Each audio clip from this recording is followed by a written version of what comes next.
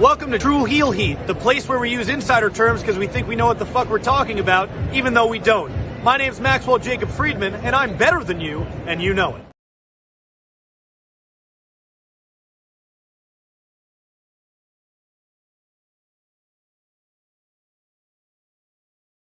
Hello everyone, it's the hardcore legend Mick Foley wishing a nice day to everyone there, right there at True Heel Heat. Yeah!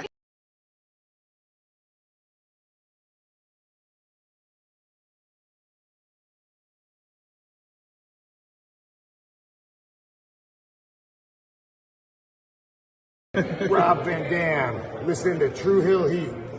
Pow!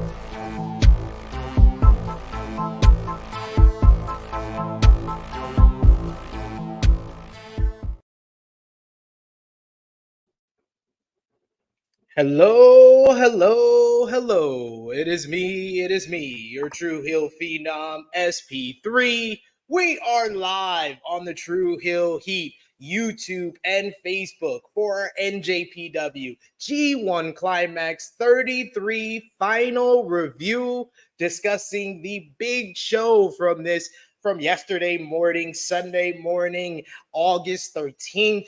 It was the G1 Climax 33 final. We're going to talk about that, as well as some thoughts on the entire tournament. I am bringing here the heavy hitters here, our Forbidden Door team. As we first up, we got the ace in the face of the True Heel Heat YouTube channel, Mr. Romeo Anthony Colon, well rested after his 9-hour stream.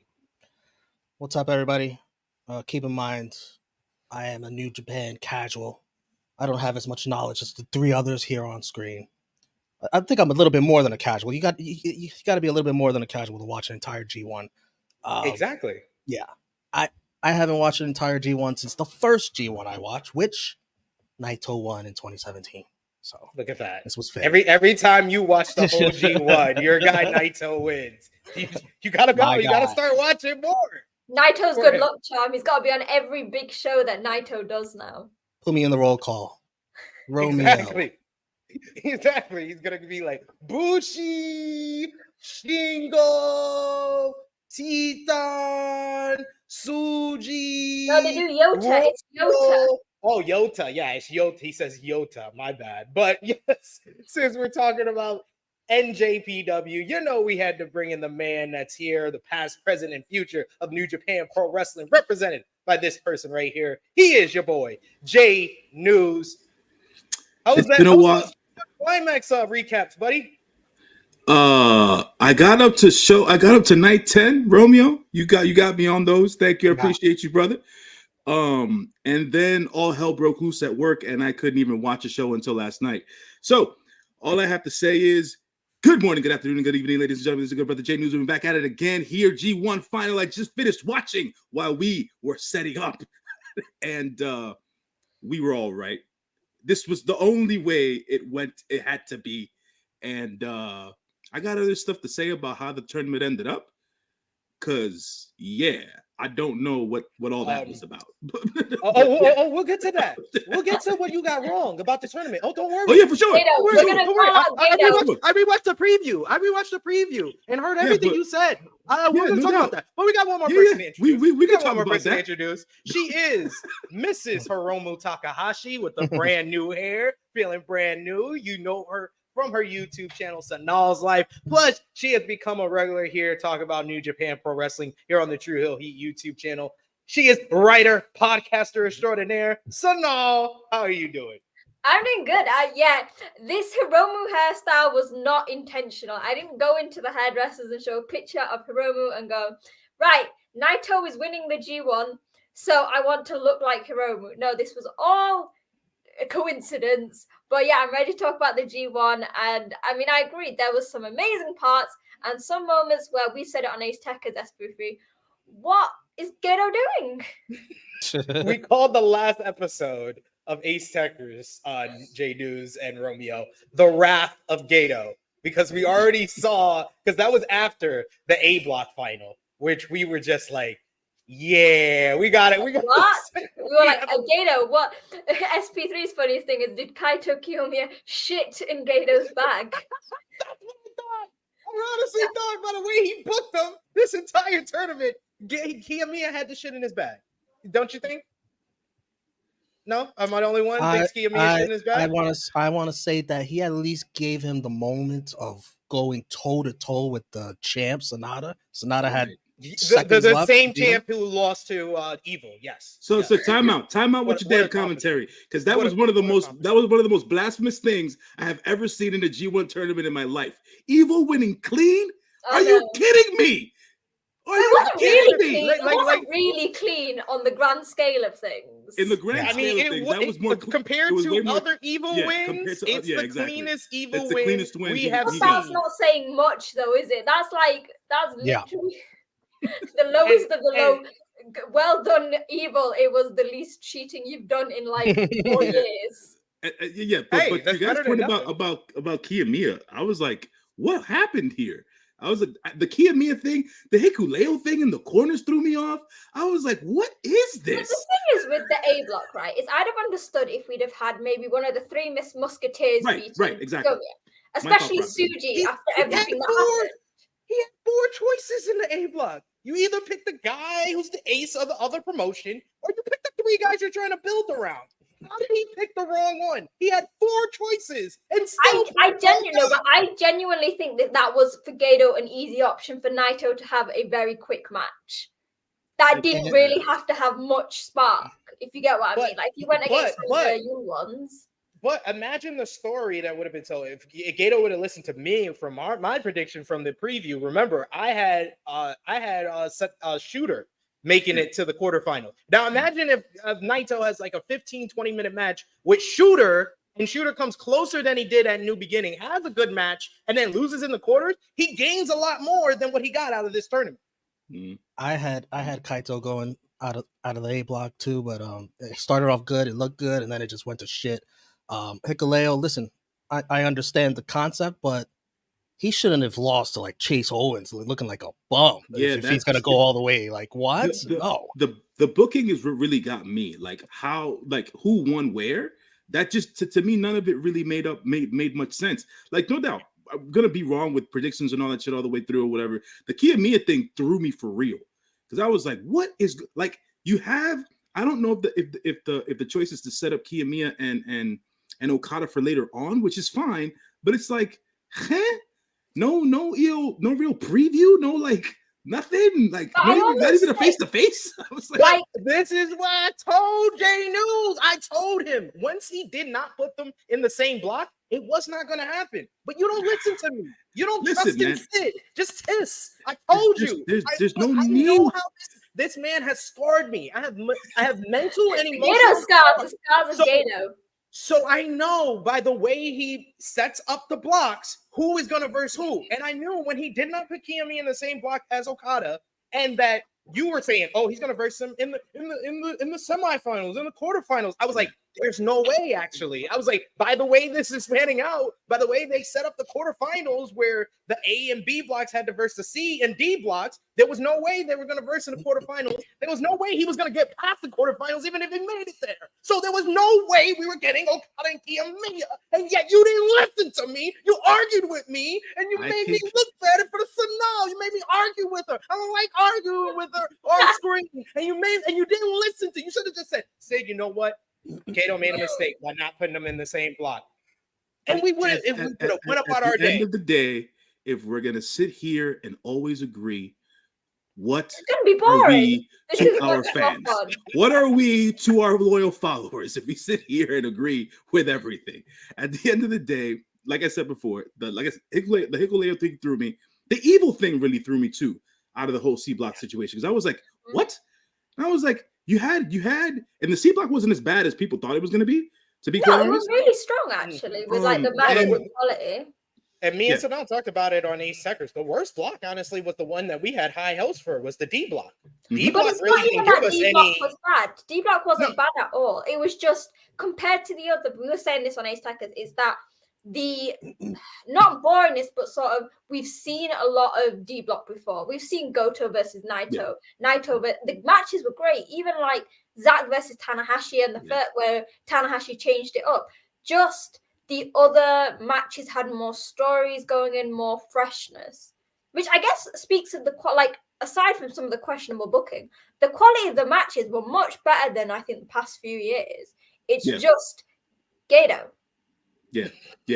Having Finley and Evil come out of the same block, and then no Eddie, no Shingo, no, not even Tom, not even him.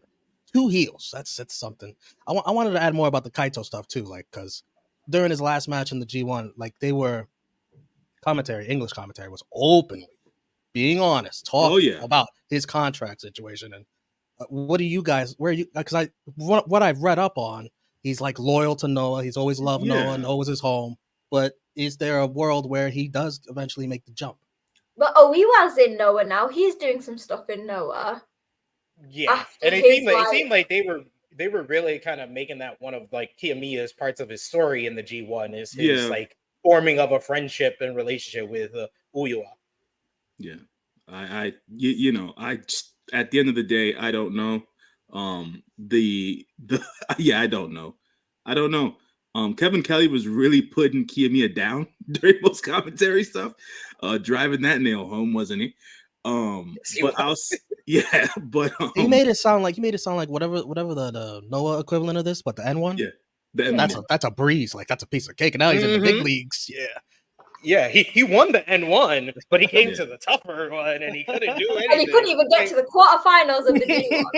It's like, damn, y'all not only shitting on the company, y'all shitting on their tournament that's going on right now, too. Right now, like, exactly. No, but you're shitting on a company that Will Ospreay is going to be wrestling, like, next month, isn't it? Next month, yes. Next month against Marufuji. But yes, you could sound off in the live chat. We're gonna highlight as many of your comments as possible. But of course, if you're feeling generous, you can send a super chat donation. Always helps out the channel, helps the channel grow. Make sure we highlight your comment on screen. And if you want a question or have a thought that you want to be read out, that's the best way to do it. We got Ace Shock in the chat with us saying good morning. We got Trey Jones who says hi. We got Dustan who says road call coming soon. Indeed. We got Anika who says, I'm just here to see SP3 yell about Naito. No, I'm yelling about the fact that Jay News argued with me when I told him Kiyomiya and Okada wasn't going to happen in this tournament. Like I told him. Gato. Fuck Gato. Anyway, just that. That is SP3's sentiment this entire tournament, and probably a lot of other people's sentiment. Oh man, Kato was like, "I'm giving you Naito winning, so I'm gonna do whatever the hell I want with everything else." Exactly. On our way there, I'm gonna do everything else. You want a great quarterfinals? I'm gonna put Evil and Hikuleo in there. You want some sort of conclusion to this Bullet Club versus House of Torture? You're not getting that. Not gonna get an answer. They faced each other. Both guys cheated, and we got no answers. Oh my! That was the main event. Oh, that was the main event of a goddamn show. They main evented with that with no fucking answer. I feel that whenever it comes to Bullet Club and pushing forward stories, we had it with Jay and Evil. There is never any conclusion. Nope. Like even with the Bullet Club Civil War, I think it only ended because they decided to go to AEW. There was never again a real ending to that story. Well, if you kind of look at it in retrospect, there was the end of the Bullet Club Civil War part of Kenny and Cody. That was in San Francisco. Then with Tama in the firing squad, that ended with GOD beating Young Bucks for the tag team title. So the story was told. The OG Bullet Club won. Just not great though. Exactly. There was no never good. Yeah, there was never any oomph to it. There was no grand. It's the Jay-Z line, the grand opening and grand closing. There was no grand closing. You know what I'm saying? What you needed was something like Tama beating Kenny. Like right. GOD beating like the Bucks. I mean, GOD, yes, the Bucks are great, but GOD were built as one of the best tag teams in New Japan. That's not a massive thing, is it? It's not like a wow, that's ended the Civil War. Yeah, and you guys are gonna have to fill in some of the gaps here because I missed the shows for the 6th, the 8th, and the 9th, so I don't know what the tag team conglomerations ended up being, or what the factions are actually looking like now. So You know what? There's some good stuff going for. I feel like manifesting some good stuff with the factions. Me and Sonal, we manifest one of the factions, which we'll talk about here. But with that faction, I feel like there's somebody else who might need an addition to it.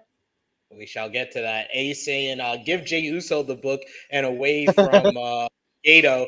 Nah, Jey knows everybody from New Japan would just turn on him because no one can ever be on Jey Uso's side, apparently, even of his family. Even his brother, who we were told he loves him so much, turned on him because he loves him. Anyway, Frantic was saying I watched some of the G1 tournament, but the final was really good. Congrats to Naito. We got Kaden who says Kaito needs to go to the States. He's a star. Ooh, I don't know about that, man. Does he talk English? I don't think that you can put that. I feel like people would say that about New Japan's like, oh, to be a star and to cement that you need to go to America. I don't think that's the case. No. Yeah, the story is to go to New Japan. That's a story. Yeah, exactly. That's the story. That's the story. Yeah. Stop being a Westerner, Kaden. Japanese Westerner. That was like a random, like, he needs to go to the state. What? No. Like that worked out well for Shinsuke. He's a lot less over than he was in New Japan. Like he's just chilling. He's just surfing. He's like he's not really going to the heights of New Japan. Unless you're a female Japanese star, that's the only ones that translate go into the States is the female Japanese star. Never really the male Japanese star. It's been like 25, 30 years since Great Muta and Jushin Liger came over here and got over. Like, it's why Kushida came back to New Japan. He wasn't getting Kenta, so Kenta didn't last there. They just don't have the same impact there as they do in Japan. But WCW used to be able to get it right because they understood that the Japanese stars needed to wrestle in order to get over. At the end of the day, the character shit doesn't work for everybody, which is why, like, nowadays, me having these, do you watch WWE, AEW? What's your preference? I watch all professional wrestling, but at the end of the day, some guys aren't characters and some stories aren't necessary. So for the WWE fans who love and abide by that shit, good for you. But you do shit with some wrestlers that are great elsewhere. You know what I'm saying? And that's a lot of Japanese guys. And for Shinsuke, let's be honest here, J News. They do shit with a lot.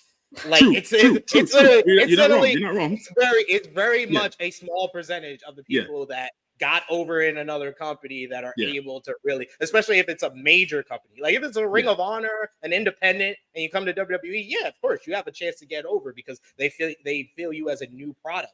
But if you are over in like a TNA, an AEW, a New Japan, and come over to WWE, unless your last name is Rhodes, I don't know.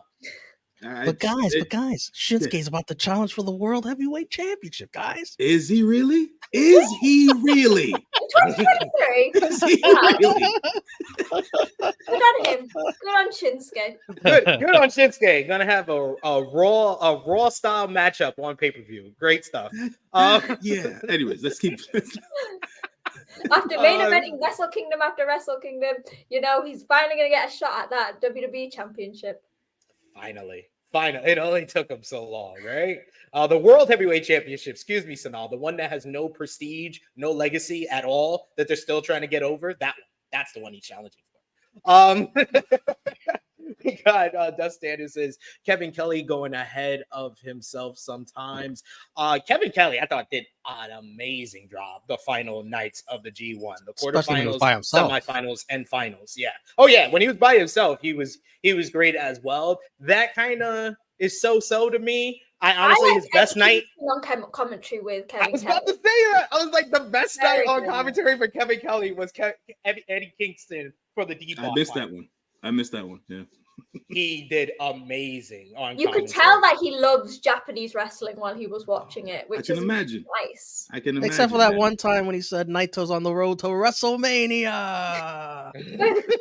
Oh man, at the end, we were live on air, and when he said that, I was like, oh no, how could you, Kevin? That's why he lost. That's why he didn't make it to the final. He was pitching a perfect game and then gave up a home run in the ninth. With 2 outs, 3 balls, 2 strikes. 2 balls, 3 strikes. Oh man, we got Kaito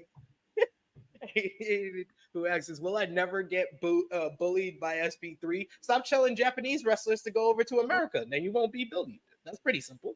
Pretty simple. That's all I'm asking for. Takeshita DDT to America. That is different.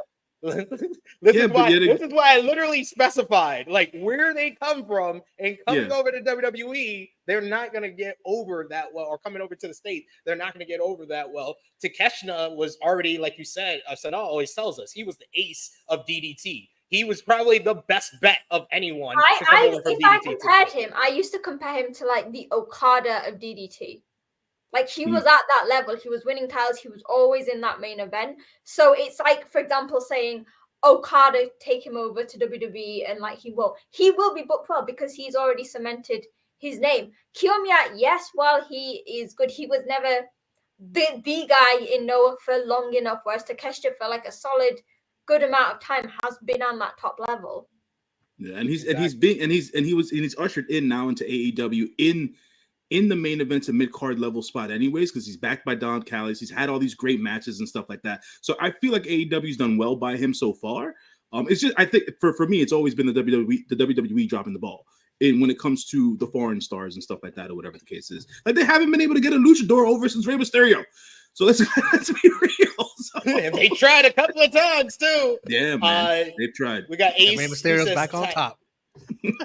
Yes, we got Ace who says Tajiri. Tajiri debuted in ECW. Checks notes. Correct. 1997. That's anyway, right.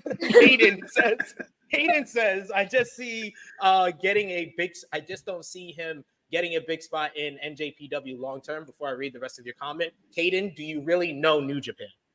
Yeah, I know the answer to that question because obviously by the sentence you don't, because New Japan is in a turnover right now. All of us that are on screen watch the G1, they watch New Japan very often, me, Sonal, and J News. We know it's on an overturn. The reason why we're asking for Kiyomiya to go over to New Japan is because there is a spot available for him to be a top guy.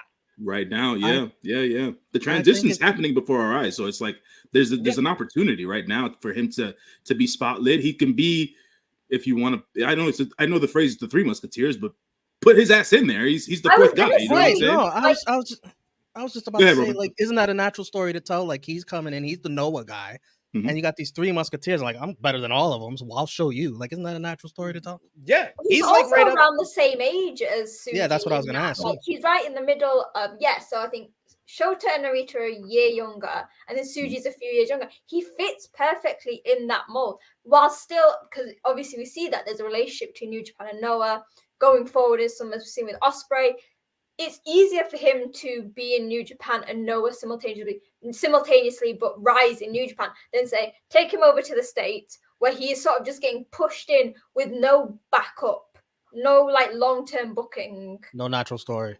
Yeah, it makes sense. And but I do agree with Vala B as well. He says, but no, Kaito will bring Noah back to the glory days. He is kind of their hope for the future.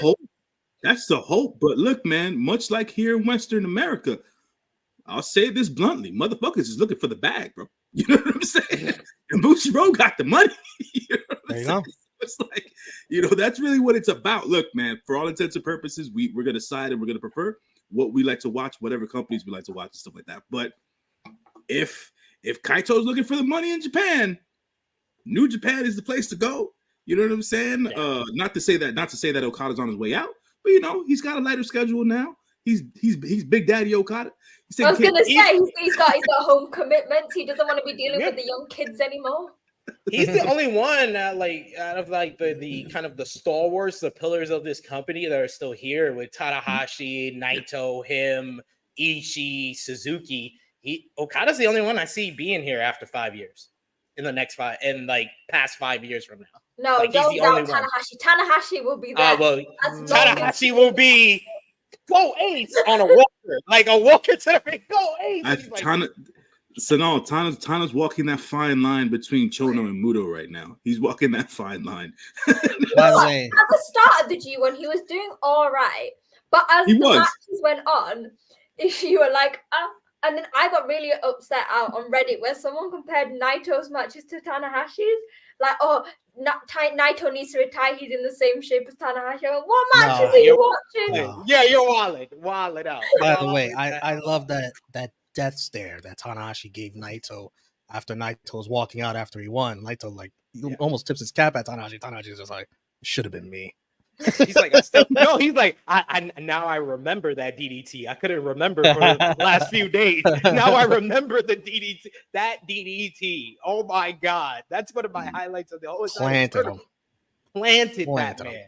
Oh man. Great finish. And also with the rest of Caden's comment, he says AEW is doing a great job with Takeshita. Hasn't Takeshita been there for 2 years though? Seems like they just started doing a great job with him. Yeah, pretty much. You know, he was there for a full year. Yes, you're not wrong. My friend, and I had to listen to her and be like, "What is AEW doing with Takeshita?" And honestly, with how talented he is, they should have been doing more that first year. You're right. I don't say this often. You're right. Like, you can't say somebody's doing a good job with Takeshita because it took them that long to realize, oh wait, he's not just a rising star. He is a fully cemented star. We can't just leave him doing nothing. And I love the heel turn, but if they're gonna do it, they should have brought him in as like a big impact because most people already know him anyway. But here's the jux of the whole entire situation, and this is the problem with AEW now, and it was the bigger problem for WWE a couple of years ago. They just have too much fucking talent, and they don't have enough TV time. That's just what it is at this point. And they seemingly did everything that they said they weren't going to do. They were like, oh, we're going to be like, and they were hating on WWE for signing all these people in like a rush and not doing anything. And like Jane, you said, that is what they've done with the female talent, with the normal talent. There are people that get a 10-minute match on, what is it? What's the really short one, the Owl show? Rampage, yeah, who gets like 10 minutes on Rampage and... Did you call it the Owl Show? The Hour Show. I was about to say. I was like, is that another way to shit on Rampage? That's great.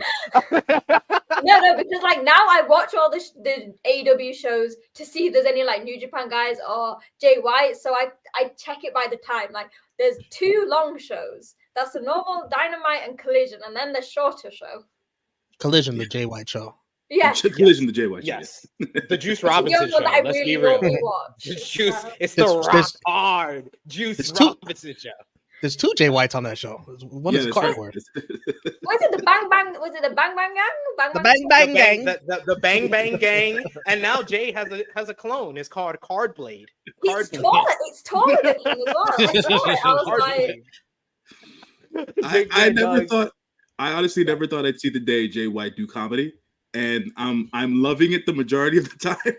Because he's the straight man. He's the straight man to all these outrageous guys around him. Like, no, I'm saying the Guns on commentary, I'm not a fan of the Guns. But they said when Juice Robinson's acting all crazy at ringside, and they was like, oh, that's rock hard, Juice Robinson. And then Austin says, he's not even rock hard yet. He's a semi. I was like, I lost it. I was like, these guys are clowns. Oh man. Big Man Dog saying NJPW doesn't have a stacked main event. They have a lot of open spots. They have guys that can fill in those open spots though. Like that they just don't have a lot. I think they have enough to bring new talent in. Like you can't say that, you've got Osprey, the Three Musketeers, Naito is still on top. I think that they are trying to build up other stories. But like we said, it's in that period now where it's transition, and they're not going to suddenly fill up those spaces straight away. It's going to take time to build them up. The only thing, one of the takeaways I had from Kevin, I think it was the last, when Sonata got beat by Evil, Kevin Kelly said something, I don't know, man. It just didn't hit me well about Sonata. And I obviously me being the Sonata guy, it was just one of those things where it's like, all right, I think they're trying to have him do the Okada-like thing where he's gonna have to face evil, and now he's gonna take it to another level. Does he have another level? We're still talking about Sonata having another level, and he's the freaking heavyweight champion. And it's like, okay, can we finish this other level story and get this shit to Wrestle Kingdom so that Naito can get his fucking moment at this point? Was it Chris Charlton on commentary where obviously after that win there was a big emphasis on Sonata's injuries going forward? I think Kevin Kelly was like, "Oh, he's injured, that's why." But Chris Charlton was proper laning like, "No, he just couldn't win. He couldn't win it. Yeah, he couldn't win it against Evil." And I'm like, when like we're gonna stick to that storyline. Don't disregard him as a champion. Like Chris Charlton's like, heel. Yeah, he has.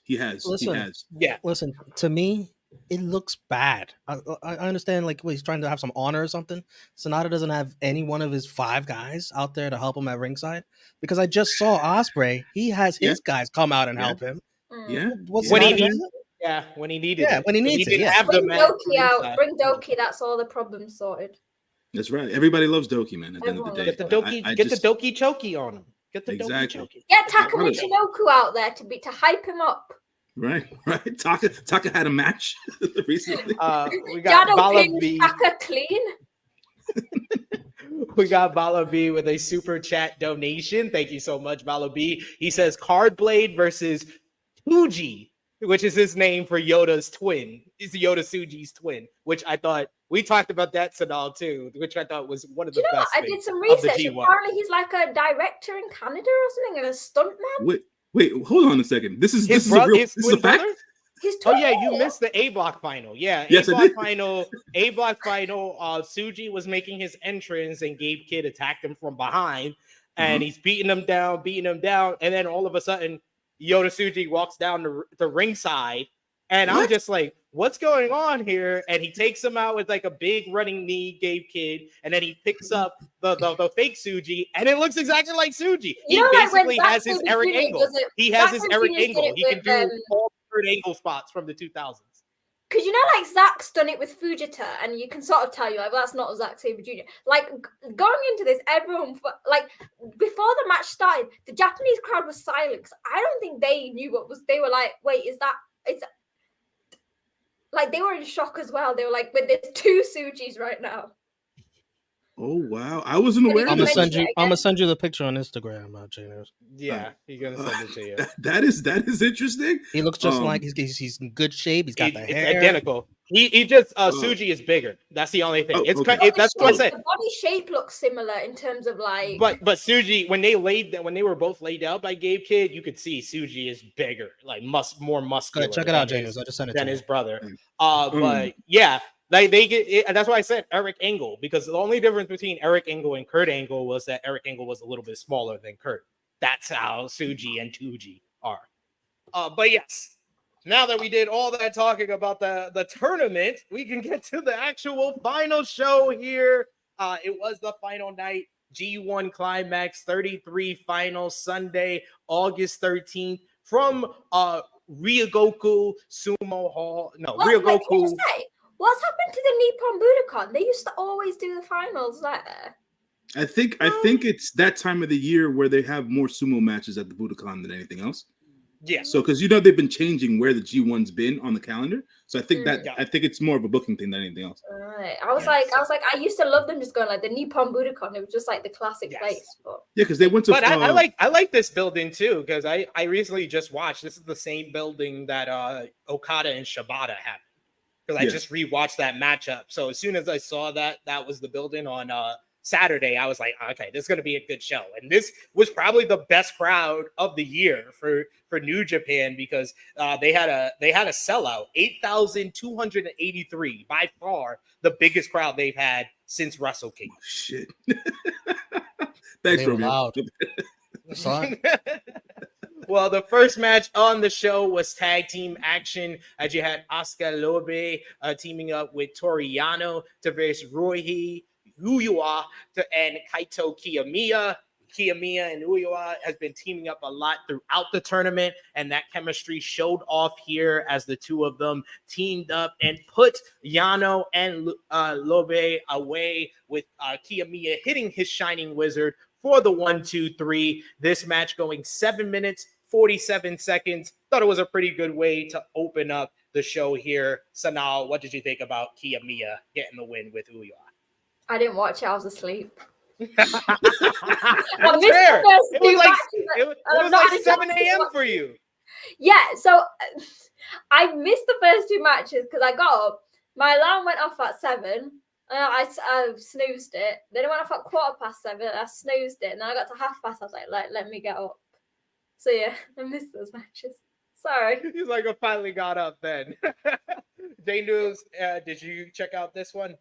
No, sir. For the semis and the finals, I only watched the matches that I needed to watch. This guy. I know Romeo There's too did. much wrestling SP3. There's too much wrestling. I did. You think if anyone knows that, it's me? Yeah. Come on. Romeo. What did you think about the opening? I did watch these tag matches, but I'll be honest, I'm not gonna have a lot to say about these tag matches. So I'm just gonna give overall general thoughts about the people in them during the tournament. And Yano, let me talk about Yano. This is why these two New Japan fans don't get wording. Because this is why I said I didn't ask Jay News what he thought about the match. I said, what do you think about Kiyomiya and Ouya getting the win? So they could have no-sold and acted like they saw the match and just said what they think about Kiyomiya getting the win. Because of how I asked the question, they should have just answered the question. Romeo, go ahead. Go ahead, Romeo. Go ahead. I'll just say Kaito Kiyomiya's adopted Ouya. There you go. That works. Okay.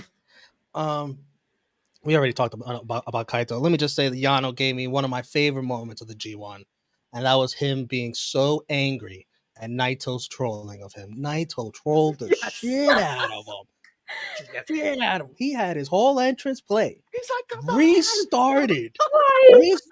Then he runs back to the entranceway. I got to do this again. And Yano loses his shit. He's on his knees begging the referee to start the match. The entire entrance lasted longer than the match. He was almost in tears. Like I couldn't. I don't know who I told this to. I had a conversation about that match with somebody. I couldn't get through it. It just took too damn long. Can I just say though, Naito, for some reason, this tournament, considering that his whole thing was to win this, literally took the piss so much in like every match, whether it was taking off his ring gear at the slowest rate, just taking the piss with Zack Sabre Jr. You wouldn't think he was a guy who wanted to win the tournament. That was the strategy. But you know what? That was the strategy. I think so. I think so because you got to realize, look at the whole tournament for Naito and realize that he started off the tournament against Jeff Cobb, who he came in undefeated against. And how did Jeff Cobb beat him in that first match? He didn't take it more seriously. He just trolled him the whole entire matchup, that first match. So Naito said, you know what? That's going to be my strategy. That's how I'm going to win. That's what Cobb did that to Tanahashi too. Cobb was doing that a lot. He was. That was like his secret sauce because when he made it too serious for himself, that's when he started losing. Yeah. The Shane Haste match.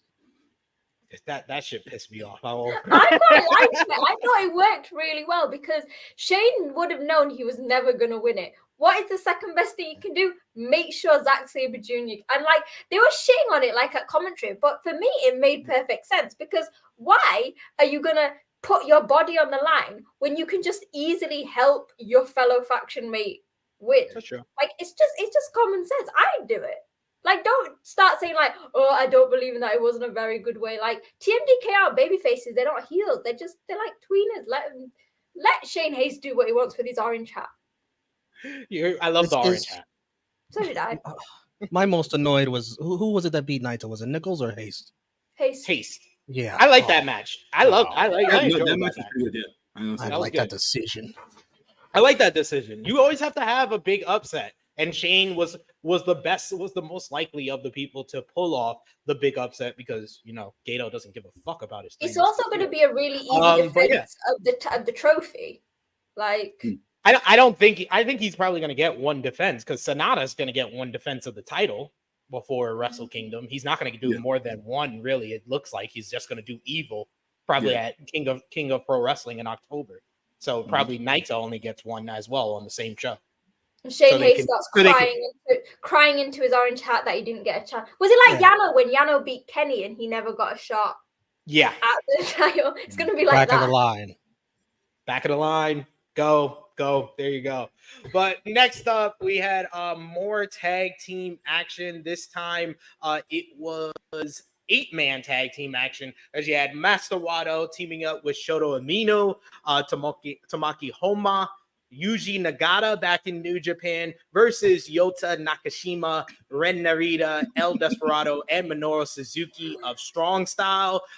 This match here was all about the rivalry, the budding intensity between Shooter and Narita. These two, started off the G1 tournament in the first 20-minute time limit draw of the tournament, and all the animosity and issues that they had prior to the tournament have only, turned up to 10 since then, and they just were brawling from the outset of this matchup, having to be separated by their partners. I love the little matchups that we had throughout this matchup, like the junior heavyweights of Master Wato and El Desperado going at it. Then you had the elder statesmen of both teams in the Nagata. New Japan Granddads. The New Japan Granddads going at it of Nagata and Suzuki. In the end, though, it was Shooter who took center stage, hitting a big old drop kick on Nakashima, and then following up with the Death Rider to get the 1, 2, 3 right in Narita's face. Him and Narita getting into it after the match as well. And it really seems like we are building to a Narita and Shooter match before the end of this year. J News, what did you think about Shooter and his team getting the win, and overall your thoughts on the Shooter and Ren Narita rivalry after their 20-minute time limit draw in the G1? So I'll say this, and I'm usually not a proponent for extra titles and stuff like that or whatever the case is, but when you know where I'm going, Romeo. You know where I'm going. You know where I'm going. You know where I'm going. Come on. You know where I'm going. Anyways, at the end of the day, I felt like, and I'll bring Osprey into this for a bit. I felt like when Will did the belt change, I felt he was going to bring back the Intercontinental Championship, not convert it into the UK Championship. With that being said, the Intercontinental Championship needs to come back to the IWGP at the end of the day. These boys need something to fight for because they're not going to be in the main event IWGP World Heavyweight Championship scene for a while, right? Because obviously they didn't entrust them to do anything in the G1, so they're not going to be in that title picture for a bit. Or whatever. Isn't that sort of what the Never was created for the young talent? Where's the Never Openweight Championship? Finley. Does it matter, Sonal? Does it matter? But the thing is, the TV title is supposed to be these young guys are supposed to be fighting. That's what comes across to me. It's like I think Zach is going to drop it to one of the Three Musketeers. If that happens, then cool. Then they ride off into the sunset with that, and they can ride it or whatever. But for now, you got to give it up. No, you know what? I'm gonna treat you like I treat WWE fans, J News. You need to give up on this whole bringing the Intercontinental title back, just like WWE fans got to give up asking for the Hurt Business. Like, I'm sick of it. I've been dealing with this shit for 3 years now. For 3 years, let's give up. They elevated the US title. It's not a UK title. Fine and dandy, whatever the name UK is. Title. It's coming home. The UK title's coming to Rev Pro in 2 weeks. It's coming home. That's the secondary title of New Japan. If you want something for the young guys to fight over, it's the TV title. Okay, it's fair that it's going to be the TV title. It's just that Zach's been so good as the TV champion. It's just one of those. Do we really want to take it off? Exactly. It's like, do we really want to take it off of Zach right now? It's like that's the deal. But you know, you sound like Triple H there. I don't want to take the title off of Roman. I want to make a new title. But anyways, all I'm saying is I think their feud's gonna last forever, right? At the end of the day, it's Chono Muda all over again with Narita and freaking and Shota Umino. Clarify this for me. Is it Hantai or is it God or is there a split? Give me some feedback here. Right. So technically, and this is through commentary, they are still part of Hontai because they keep hyping up the fact that Tama wants to bring in the newest talent to Hontai and keep them there, whereas Hontai has always been there. You go there and then you leave somewhere else. However, I personally think God should become their own entity. We'll talk about it later, ELP, but also in some of the tag matches, Shota Umino has been really good with God and ELP. Mm-hmm. So they eventually, so at the moment, I think they're technically under Hontai, but at some point they should break off. It's like House of Torture is under Bullet Club. Gorillas of Destiny is under Hontai. Yeah. It's a Similar. subgroup. It's a subgroup. Yes, it's a subgroup. of It's a subgroup. Yes. What do you think about the Narita and Shooter rivalry here, Sonal? I love it. You all know that I have such a soft spot for that class of young lions, and the Narita Shota thing for me has always been one of the strongest. They are so different. I need this now to bring Ren Narita to the next level. We have mentioned it on Ace Tech, as me and SP3 mentioned it. Narita is not living up to his potential as a Three Musketeer at the moment, whether it's generally his style or his place in the faction strong style, which isn't working. So for me, my hope is that this feud with Shota will elevate him to the level he needs to be at, because I, at this moment, are still in the firm mind that Narita should have stayed as a junior heavyweight, because he is getting lost in the crowd of heavyweights. I don't disagree with you. I don't disagree with you. I think the only thing for me, they need to get Narita away from this whole Shibata thing. They need to spin this somehow. They need to not turn him like heel, or like just give him a different character altogether. A different nickname, even. Yeah, exactly. Yeah, I think they did him a disservice with the way that they've been billing him lately. But even putting him in a faction called Strong Style is doing him dirty as well. Why was it that name? Like, Suzuki-gun was such an inventive name. Despy and Suzuki is such a dynamic duo. Strong Style just feels like a bit of a shit name. Shouldn't Narita wrestle him first before he does that? He did. Oh, he did? Yeah, he versed him at Wrestle Kingdom. He was his first match back. Okay. We got a couple of more comments I wanted to highlight here. We got Dustin, who says their matchup should be at Wrestle Kingdom 18. The match has the story and in-ring to do so. We also got Big Man Dogs. He says it was so dumb to retire the IC belt because the US title just took its place, and then they introduced the Strong title, which is what the US title should have been.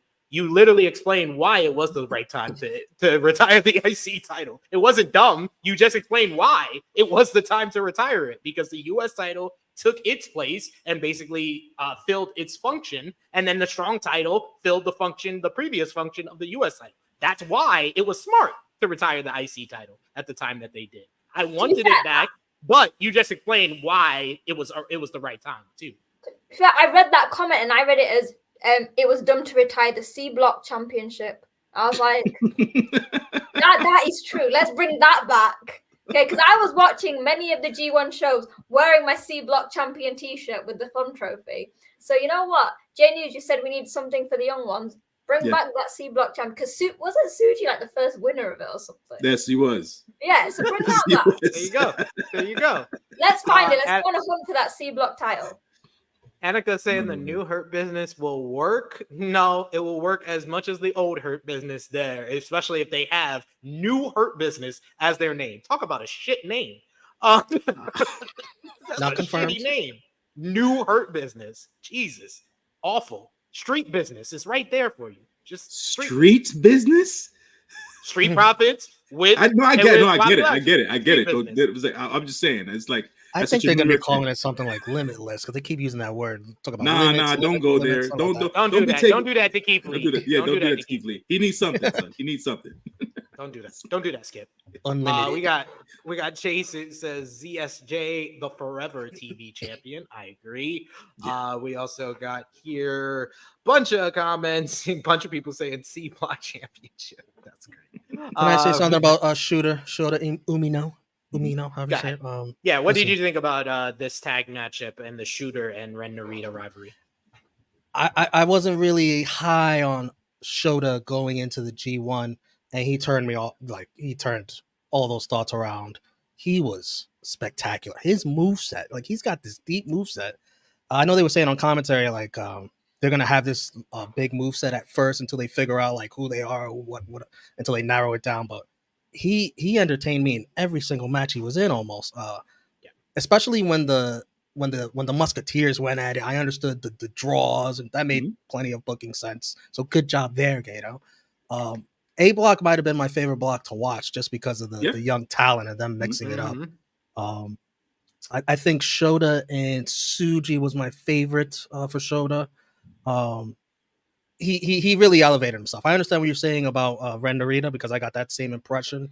Yota Tsuji is by far he's going to be the face of this company. The face. Dude, he's he head and shoulders above most of those dudes. Yes, and it's you by looking at him you can tell. Yes, its charisma jumps off the screen. But Shota, I thought had really good showing, and he got elevated in my eyes as a viewer. Yeah, no, I think the G1 was very kind to both Tsuji and Shooter. They definitely elevated themselves in the G1 due to their performances, but they just lack the wins you can have great matches throughout the J1 and that elevates you a little bit, but you need a win. That's why I was looking for one of the three Musketeers to be the one to beat Sonata. That's why I was looking for the three Musketeers. That's why I think Ren Narita honestly got the biggest win out of all the guys because he's the only one that beat Kiyomiya, which I did not expect at all. And he was honestly the one that needed it the most because he had. But have we done anything to him?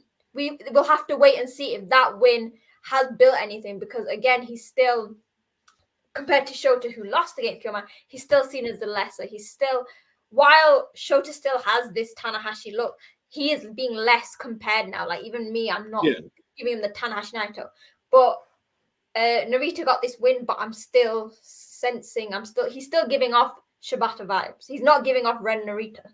And I'm still going to put out that it's because he didn't go on an excursion. And I know people might say it's overrated, but I think so. So to piggyback off of that, your sentiment about Narita not going on excursion, I think if Oiwa goes to Noah, wouldn't it more or less be the same thing? Doing that to him as well, just from an overall company standpoint. Yeah, I think so.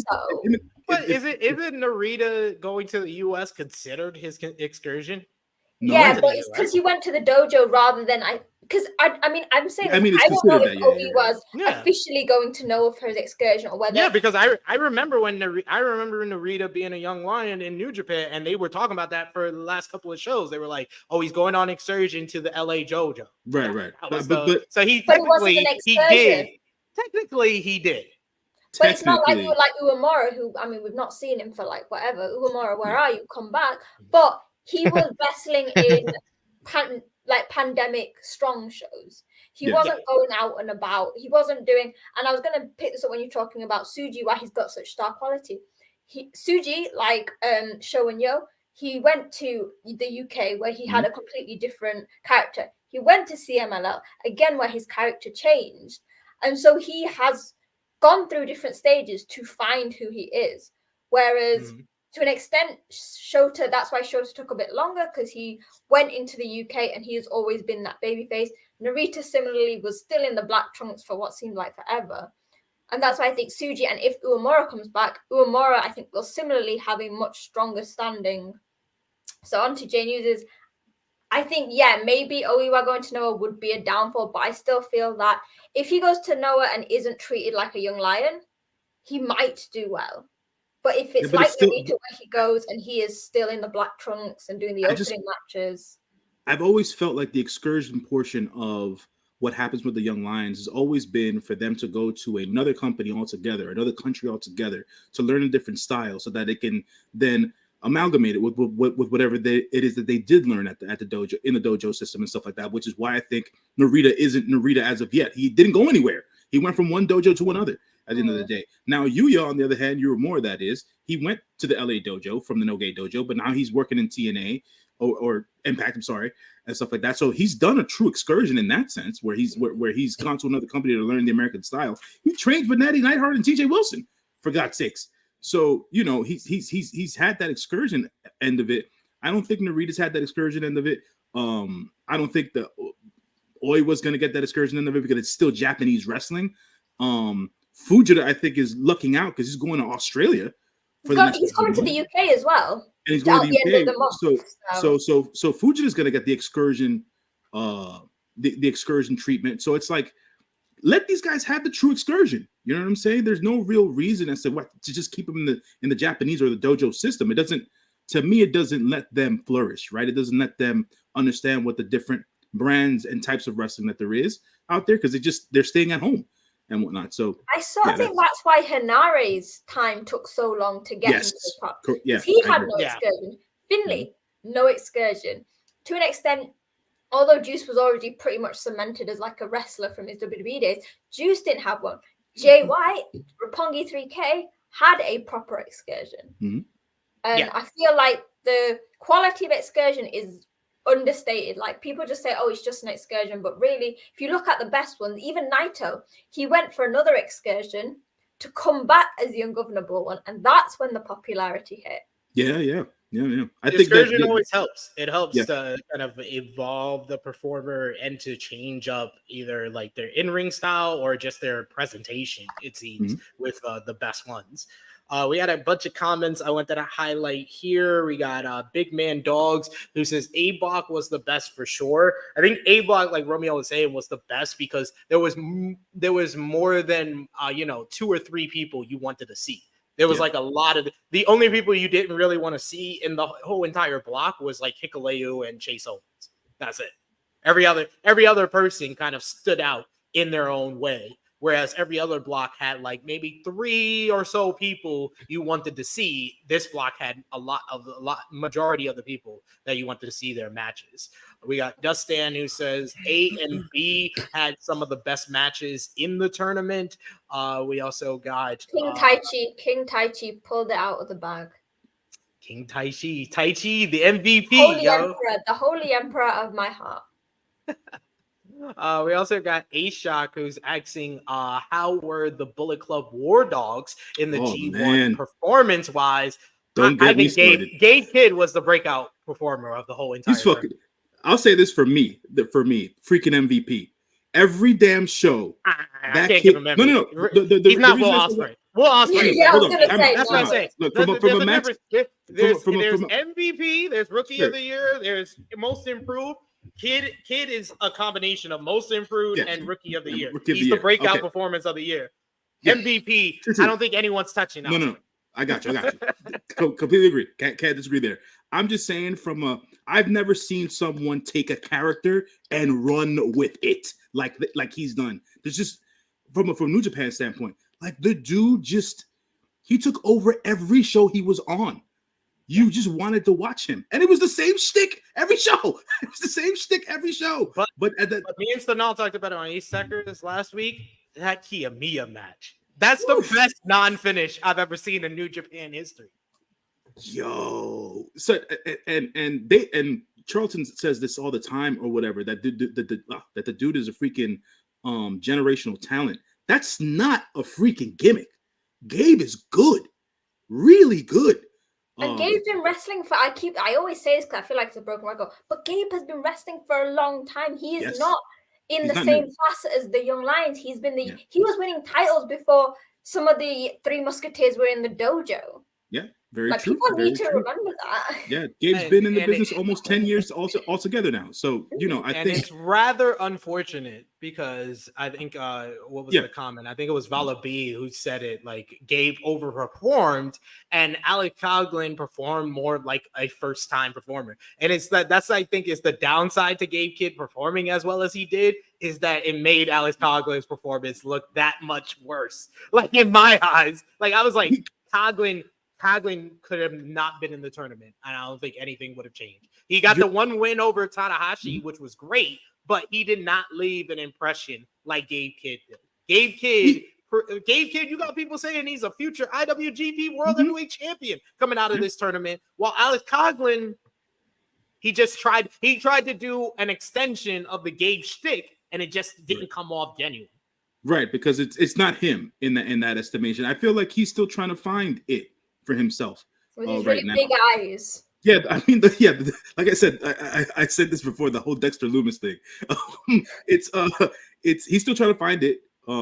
Gabe's found it. Now it's let us see 45-minute matches with Gabe Kidd in them. You know what I'm saying? Because it's like strong style is his strongest suit, and he can get in there and do British wrestling. He can get in there and do lucha if you wanted him to. If you've ever seen him do lucha shit, like the kid's insane. Like he's insanely talented. I can't wait to see or if Will stays in New Japan, I can't wait to see a proper feud between Will Ospreay and fucking Gabe Kidd. Like the roasting that those two would do to one another would be amazing. But yeah, man, like standing out star Gabe Kidd for me. Alex Coughlin needs a little bit more work at the end of the day. He needs to find his character and stuff like that.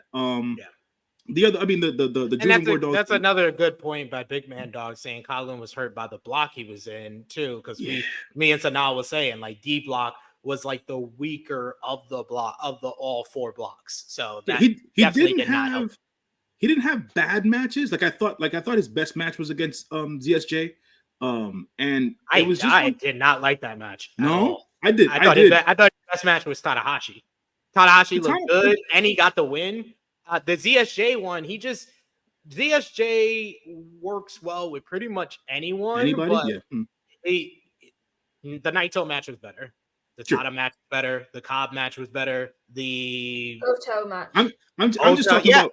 I would say, other than Yano, that's probably his worst match of the tournament. But it's the Yano match, so it's like an exception. It's fine. Yeah. That's what exactly. I'm just saying for Coughlin himself. I thought that was just a better match for him from an in-ring. I don't think his style worked that well with ZSJ. I thought it worked better with Tanahashi because Tanahashi slows things down and it's more about the psychology, and I think he gets that part of it. He still, like I said, he still needs some work, so that's that part of it. Look, man, guys, I don't like David Finlay. I'm just not a big fan of the whole freaking him being the War Dog leader, but the dude showed out. I can't discredit that for him in the tournament. Like, what did I his freaking match versus Osprey, bro? What the fuck? What? Oh man, that was amazing. No, that's what I'm saying. Like, what? I was like, what the fuck? I was like, where? Like for me, it was like, where did this come from? I was David Finlay elevated himself in this tournament. No, for sure. He had bangers in this tournament. Yeah, I don't necessarily agree with this comment here from ALW, good brother ALW, who says Shota is amazing. All 3 Reiwa Musketeers all shined in G1, in my opinion. Even with bad number Ren had some amazing matches this year. I don't think Ren Narita had one amazing match in the G1. I'm not. Yeah. I mean, Romeo, you haven't talked much. What did you think about Ren Narita? Because I think his best matchup was probably the shooter or Tsuji draws or the Kiyomiya matchup. Kiyomiya, yeah. The most I will say about that match was it was great, but not amazing. Amazing is like I'm gonna remember this next year, right? From this G1. Like even the Kiyomiya match, which I said was his best, I probably wouldn't put it in my top 10 for the G1. Yeah, Shota, Yoda, and Kaito all had better moments ahead of Narita, so I'm not gonna.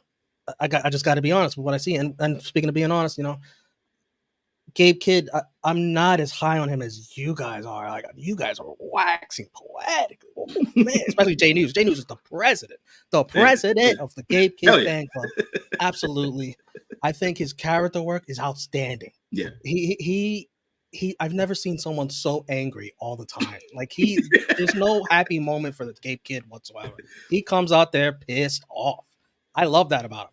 It works great in that setting, in that atmosphere. I just think the matches itself, I still need to get to that level of where, this is great match.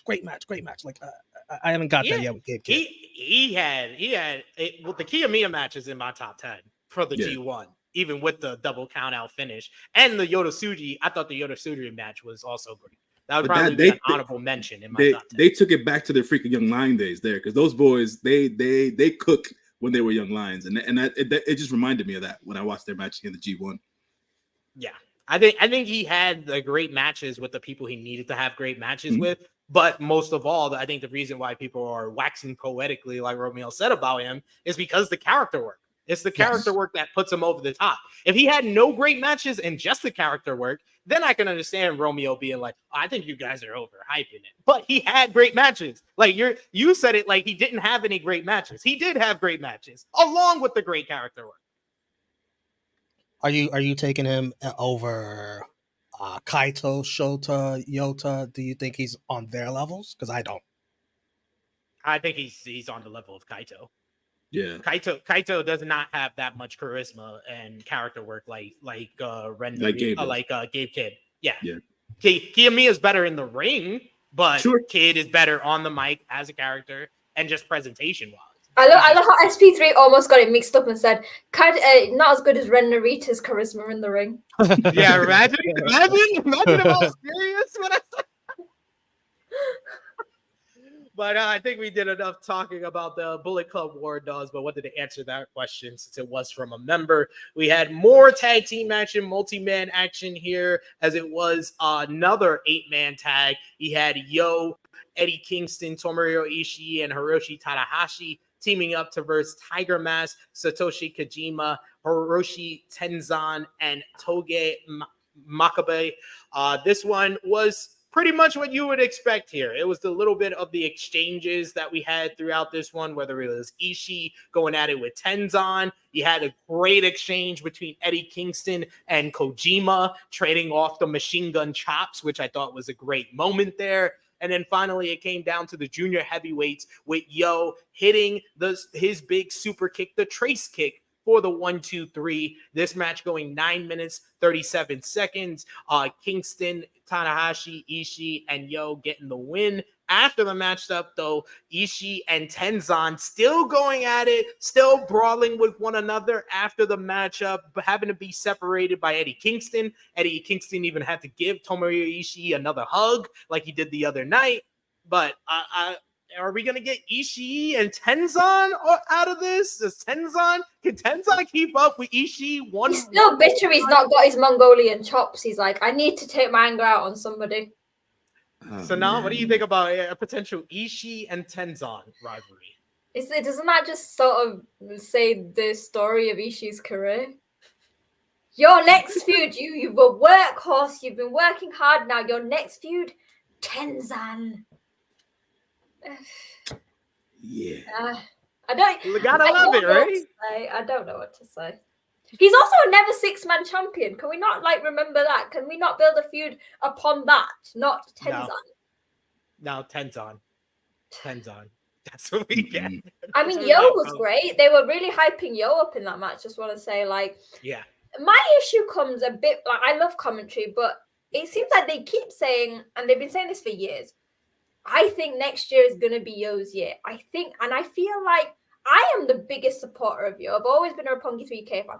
My problem with commentary is each time he comes up and does what Yo does. Yo is an amazing wrestler, very good personality in the ring. But I feel like commentary are pushing it too much. I don't know if that's just me. Yo, I feel is someone who, if he succeeds, it will be one of those unexpected ones. But how commentary are feeding it, it's almost like now everyone's expecting Yo to do well, and it never comes to fruition. I wish that they'd stop doing that. It's like, don't jinx my guy. Don't jinx my guy. They do it with Hanare as well. They were like, last year, they were like, right, this year's not his year, but next year it will be. They said it in this year's G1. This year he didn't quite get it. Next year will be his year. Stop doing that. Yeah, you're gonna have to keep adjusting it and saying it to the next year. Next year at the Best of Super Junior, just wait. Later in the year, Yo will get that with. No. Romeo, what did you think about this matchup here and the Ishii Tenzan interaction at the end? I'm gonna take this time to talk about Eddie Kingston's G1. Eddie. He is living his dream out there. You see all that behind the scenes stuff too. Him meeting his idols. I don't know his name. Kawada. There you go. Yeah. That was cool. Mm-hmm. Yeah. I thought Eddie was really good in this tournament. I think he should have been one of the two to come out of his block selfishly, but okay, whatever. You want to put Finley and Evil, two heels? What the hell, Kato? Eddie should have been one of those, especially he got off to such a hot start and then he just melted down towards the end. Did he shit in Gato's bag as well? He looked good. He got a win over Shingo on day one, so automatically that was cool. He did not shit in Gato's bag. So. Yeah, he had some really good ones with Shingo, Ishii. I was really hyped for the Hanare one, but that one wasn't all that good to me. Like it was too short. Yeah, I thought they were gonna kill each other, but didn't get that. Do you see Eddie coming back to do this again, or no? Hell yeah! Yeah. Hell yeah. Yes, 100%. He had a ball, and the fact Will he that be at Wrestle Kingdom? The fact that they had him on commentary, I said the same thing after Speedball was on commentary on Best of Super Juniors. I was like, they like him. They like him. I was like, they have him on commentary. They like him, so they're gonna have that's gonna be one of the names they call. So, and the fact of how Tony Khan uses him, whether it's AEW or ROH, unless he's Ring of Honor World Champion by next year, I think that it's a good chance he'll be back in. Mm-hmm. I think so. Wrestle Kingdom or no? Wrestle Kingdom, I don't see a slot unless he's strong openweight champion. Then he has a chance, but even then, it's a long shot still. But I could see it. I mean, they set up the Hanare in him, but I think they're going to do that in Vegas. Yeah. What did you think about Tenzan and Ishii going at it at the end here, J News? And what was your thoughts on either Ishii, Tada, Eddie Kingston's G1? Stephen Chambers said something here that I'm gonna make a point about. It says Tenzan's 52 years old, been around a long time. Remember him back in WCW? I do. He wasn't good back then, and he's not good now. That's one. Two, Rob Van Dam is 52 years old. So put that into a blender and spin it. The way that these wrestlers treat themselves, their bodies, or whatever the hell have you, on one end of the spectrum to the other, or let's should I say one hemisphere to the other, is like beyond me. Like, I don't understand. So you're telling me Tenzan should smoke more weed? Yes, exactly. Exactly. Because man, for all intents and purposes, I'm an RVD mark. I've been my entire freaking life. That dude's top 5 for me. Because at the end of the day, and like I said, it's more of a shape thing than anything else. Like when I'm looking at Tenzan at the G1, I was like, damn, Tenzan lost like 30 pounds, but he's still moving around so stiffly. It's like, what's the point of the weight loss? I was like, you're not even moving around better. I was like, he walks around like a robot. Yeah, man. I was like, I don't even know what this is. Him and Ishii, that's unnecessary. I don't need this shit. I really don't. just keep Ishii in feuds with like guys like Hanare and Eddie Kingston and shit, man. Put Red Narita in a match against Ishii all the time and let them go to work at the end of the day because he needs that kind of work. Yeah, man, this Tenzan shit, I don't know what that is. To piggyback off of what Sonal was saying, the commentary needs to let it go. Stop jinxing Yo at the end of the day. Just stop it. Stop it. Let him enjoy his life, going to museums, drawing some poop, and he'll get a win. He'll get the big win when he needs to. Yeah, man, it's just like, what are we doing? What are we doing with Yo at the end of the day? I still feel like we haven't had a proper, like, I might be completely wrong, but I still feel like we haven't had a proper Show versus Yo feud, like a real one. I have to give you the same speech. Give it up. Give it up. You just did the Intercontinental title thing, which I compared to Hurt Business. Now I'm going to treat you like AEW fans. Stop asking for Swerve Strickland versus Keith Lee. It ain't happening. We ain't getting Yo versus Show. Oh man, the lacklusterness of it all. That's really what it is. The lackluster of it. Is that a word? No, it is not. It is now. The lackluster of it all. Lacklusterness. Oh, man. I thought this match was pretty good. I thought this was the first like multi-man matchup that was actually good on the show that I would actually give like 3 stars to. As far as like Romeo, to piggyback off Romeo was saying, Eddie Kingston, in my opinion, was the MVP of the C block. Like anytime he was in there, you just wanted to see it. And I would say him and Ishii is easily top 5, top 6 match of the whole entire tournament. Like those two guys get in the ring and they just give us nothing but bangers, and they did it again. It's just an absolute war. It's a war of attrition. It's a chop fight. It's a chop battle. Love it every single time. So yeah, Eddie Kingston was the MVP of the tournament. Tanahashi rewind the clock back in this tournament, in my opinion. I think he was really looked good throughout the entire tournament. He got some stem cells. That's what he needs. Got them stem cells, or got a shot in the knee. Got that cortisone shot in both knees, and he was like, "Oh, he's ready to go." And Ishii, man, what can we say about Ishii? Like every year, another G1, another year where Ishii is probably one of the MVPs of the tournament. This man got a great match out of Mikey Nichols. Mikey Nichols, who me and Sonal was on Ace Techers, and I said his first match with Hanare is probably the most disgusting match that I've ever seen in a G1. I've never seen a match so sloppy, bro. I've never seen a match so that sloppy and so unnecessarily dangerous. Like I felt, Sonal could tell you, I felt angry talking about that matchup again because that was disgusting. Like the headbutts. Mikey Nichols was trying too hard to change his style to match Hanare's, when the best matches are the ones where you see the distinct style differences. Mm-hmm. There is no way that someone with a head like Mikey Nichols could headbutt Hanare. What? Like, why are you gonna try and do that? Like Shane Haste. But you know what's crazy though, Sonal, because we say like their styles didn't match, or he was trying to work Hanare's style. Hanare's style is very similar to Ishii, and Ishii made it work. He made it work with Mikey. He gave Mikey his best match of the tournament. So are we saying that this was like Nichols' fault, or maybe like a bit of both of them? I'm saying it's an even balance, that they both tried to have a certain kind of matchup. They both tried to have the Ishii Shingo matchup, but they're not Shingo and Ishii. And it just came off very disgusting and dangerous, in my opinion. Agreed. But Ishii, he was the man in this tournament once again. I want to see him back, despite him only having 2 wins. Can I also give a quick shout out before we get, because I know we're going to talk about, I'll forget about him. Shout out to Yoshihashi. His tournament. He had a good tournament. Massively like no one will ever speak about that. But I think when it comes to next year, people say, "Oh, Yoshihashi shouldn't be in it." No, because he's put on some. Poor Yoshihashi was mainly in the first few matches. But Kai deserves more, man. So I did a little exercise of how I could make this G1 better. Because when we got halfway through, Sonal, I told you, like, I was not feeling it. I was like, what happened to the G1 that I fell in love with? So I did a little exercise of lowering the number of people in this tournament by dropping 2 people from each block. And from the A block, that was Hikuleo and Chase Owens, obviously.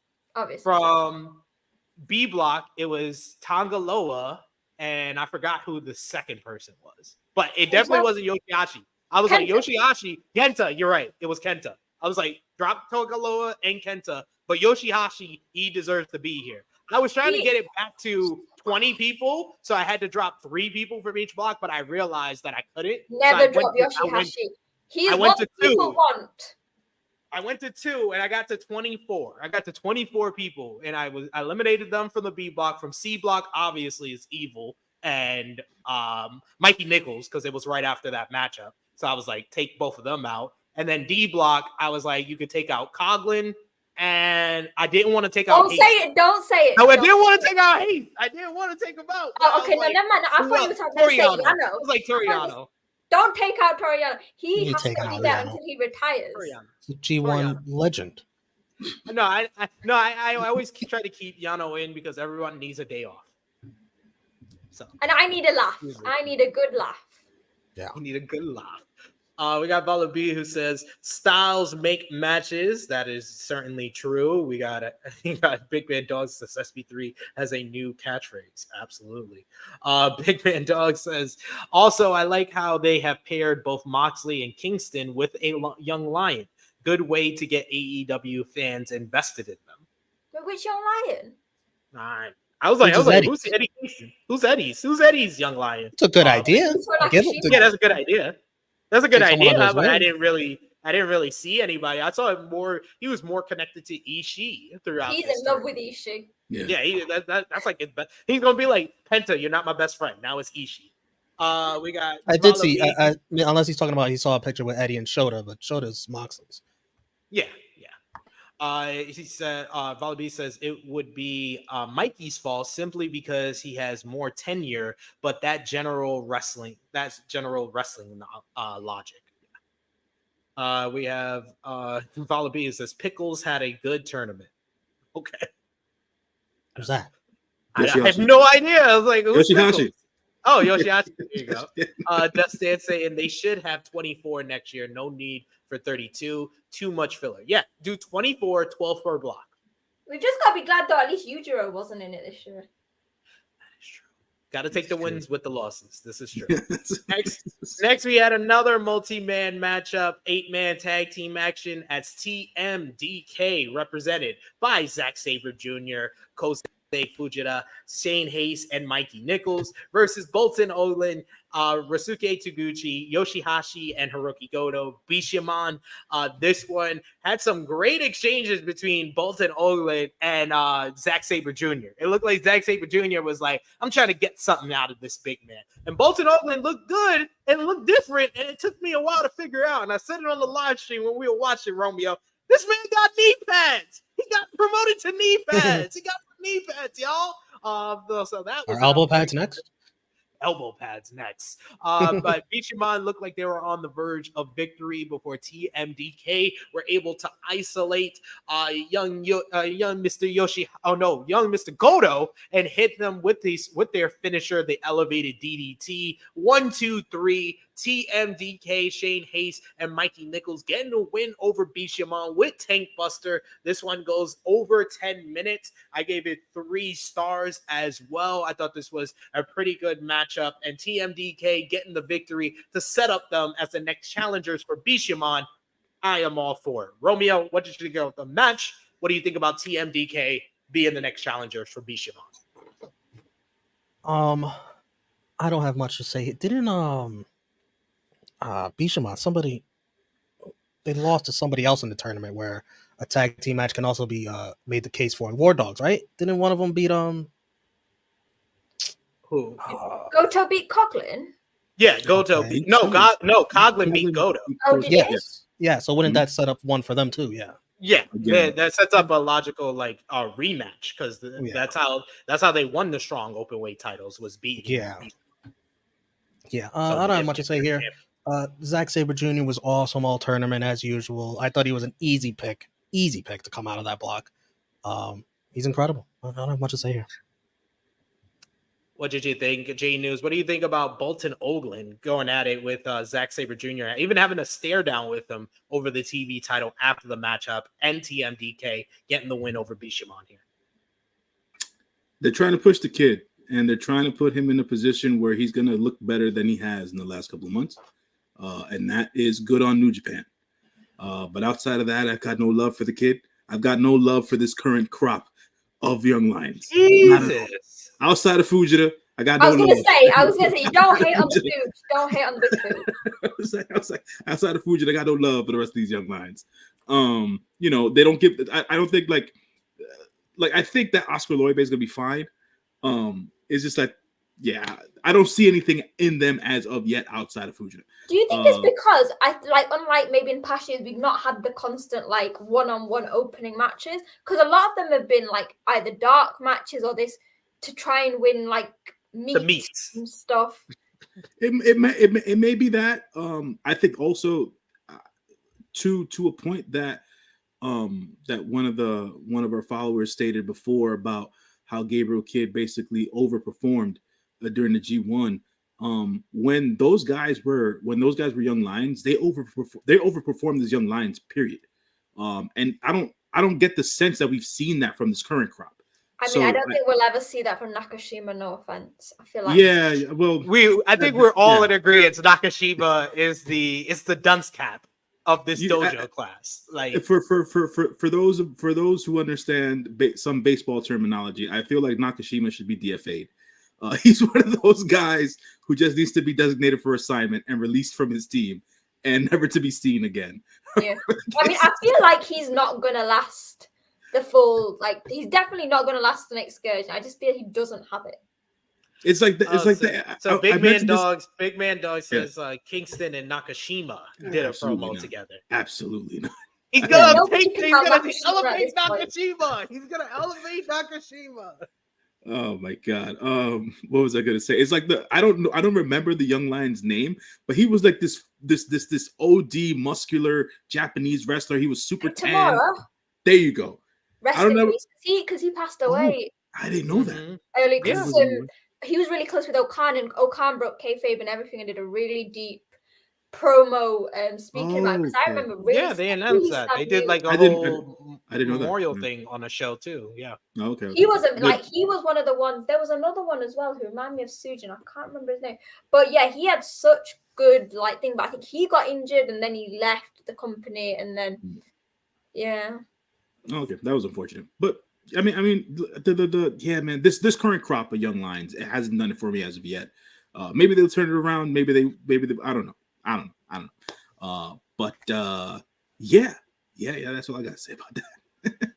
Fair. So yeah, he's saying that. We also got Valabi who says Olin has that title match against CSJ because he won the meats match. So he won the meats gauntlet match. So now he gets an official shot at the NJPW Television Championship. So there you go. Next up, we had another multi-man matchup. This time 10-man tag team action as the GOD, the Gorillas of Destiny, team up officially for the first time. You had Jado, Hikuleo, Tamatanga, Tangaloa, and the newest member, El Phantasmo, who was recruited to the group following his amazing matchup against Will Ospreay in the B Block final.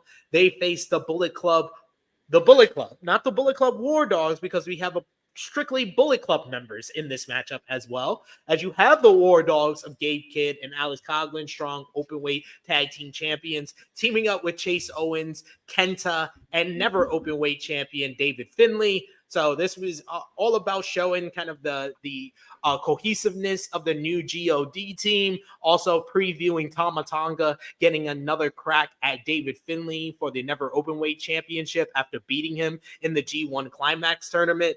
You also had Hikuleo and ELP seemingly setting their claim for a shot at the strong openweight tag team titles as they went at it with Gabe Kidd and Alex Coughlin. In the end, it was Chase Owen who tried for the La Matiscal cradle on Tangaloa, but Tangaloa was able to reverse it into a net lock. 1, 2, 3, getting the victory for the Gorillas of Destiny. After the matchup, the Bullet Club tried to attack, but GOD was able to fight them off, standing tall with them taking aim at the Bullet Club's titles. I gave it 3.25 stars. I like the setup of multiple different feuds after this, and got to start with Sonal, because our GOD stable that we put into the atmosphere. Gato listens to Ace Checkers. Gato watches Heat, and he listened to us. ELP and GOD. What do you think about that? And what do you think about ELP and Hikuleo maybe going after the strong tag team titles? So yeah, ELP with GOD just works. Like we've been manifesting it. Hikuleo and ELP, I don't know how I feel about that. I'd probably even preferred ELP and Tangaloa, just because I feel like even that makes more sense. Maybe because Hikuleo hasn't yet got that tag team experience. So I feel like if you put Hikuleo and ELP in the ring, they're obviously going to lose. But I like that they're building something, that they're trying to build a new team, and that they are trying to cement a faction on the side of Hontai. Because I guess we were saying about subunit. In Hontai, you've kind of got GBH as well with Honma and Makabe. Yeah. So it works with that. I said it earlier, I think they need Shota. Because if anyone watched like the tag matches before, there was really good chemistry between the GOD guys and ELP. And I know it seems like a thing, but I think that would add another dimension. You've got because yes, we've got Jado, but you'd have that main Japanese player in it. But I think they want to keep Shoto in Hontai because it's easier to just keep him in Hontai kind of without announcing it. And then when John Moxley shows up, he can team up with Moxley and Blackpool Combat Club that way. If he joins GOD, that ends everything with Blackpool Combat Club. But I feel like anything with Hontai, you just sort of lower your status. Like, no hate Hontai. I love Hontai. Works for Tanahashi, works for Taguchi, because they are at that age now where they have cemented it. They're not. But Shota, he needs to find image. We keep saying this, not being a Tanahashi Naito lookalike, and finding a faction with a distinct personality is perfect. Like Tsuji going to LIJ, it works perfectly. Going to Bullet Club, it works. I mean, if God, what if he started Blackpool Combat Club de Japón? But what? But wouldn't this mean he'd have to be heel? Is that serious? I don't know. I couldn't tell if that was serious or not, but it was funny.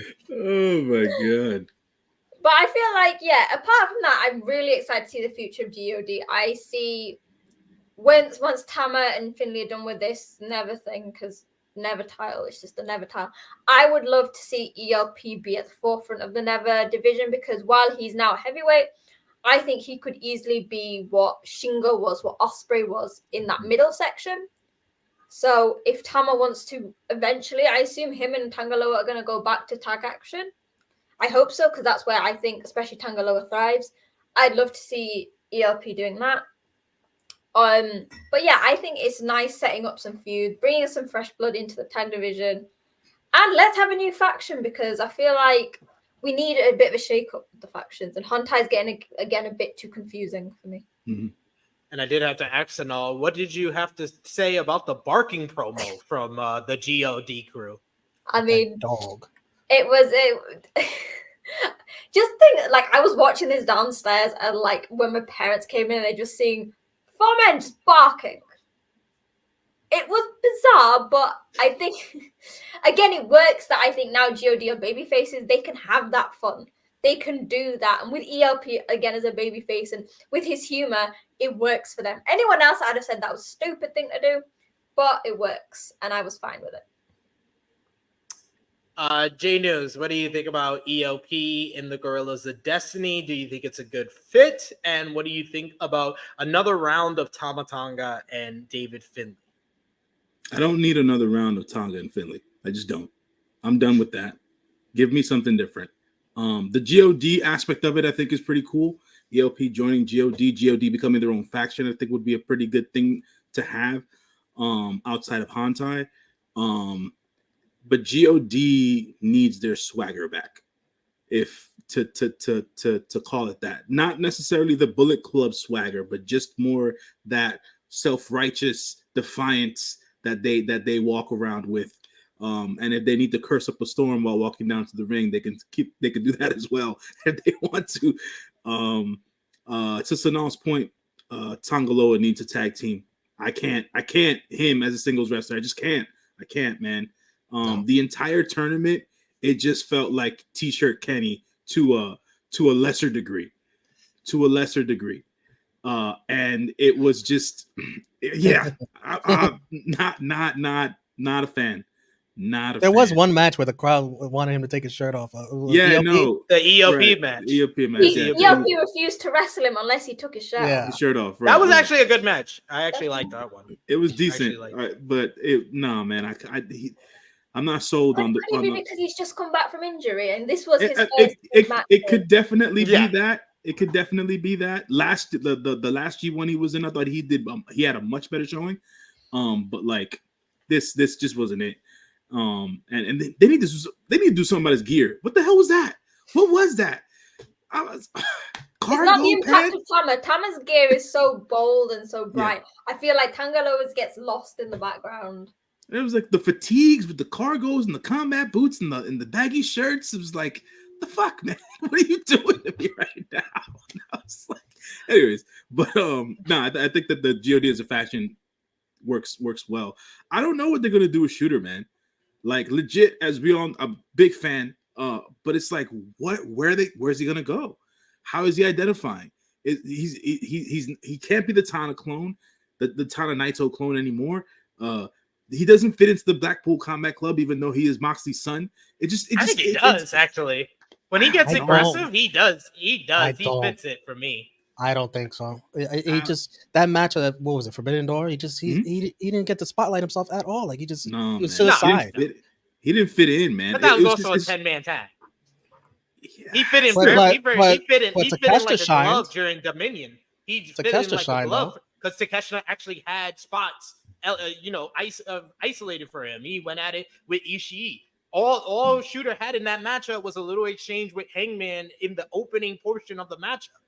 They didn't give him the opportunity to shine. When they did give him the opportunity to shine with Moxley and Claudio versus Ishii, Tanahashi, and Okada, he was arguably the MVP of that matchup. He doesn't fit the BCC violence. Not when they're heels. He doesn't. But I'm at the end of the day, maybe an attitude adjustment with this whole God thing. Maybe who knows?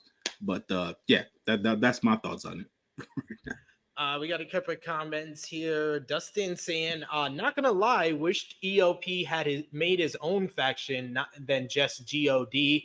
EOP is not elevated to that point where it would have been necessary for him to start his own faction. Look at the people that have started their own factions in New Japan. Will Ospreay was a 3-time IWGP Junior Heavyweight Champion, former never Openweight Champion, and was in line to be in the main event scene before he even got a stable in New Japan Pro Wrestling. EOP has not even won a singles title in New Japan Pro Wrestling. So tempering expectations is the key here. No, he should not have his own faction, not yet. But I do want to say, like, he has this crowd in the palm of his hands. Yes. He's ridiculously over.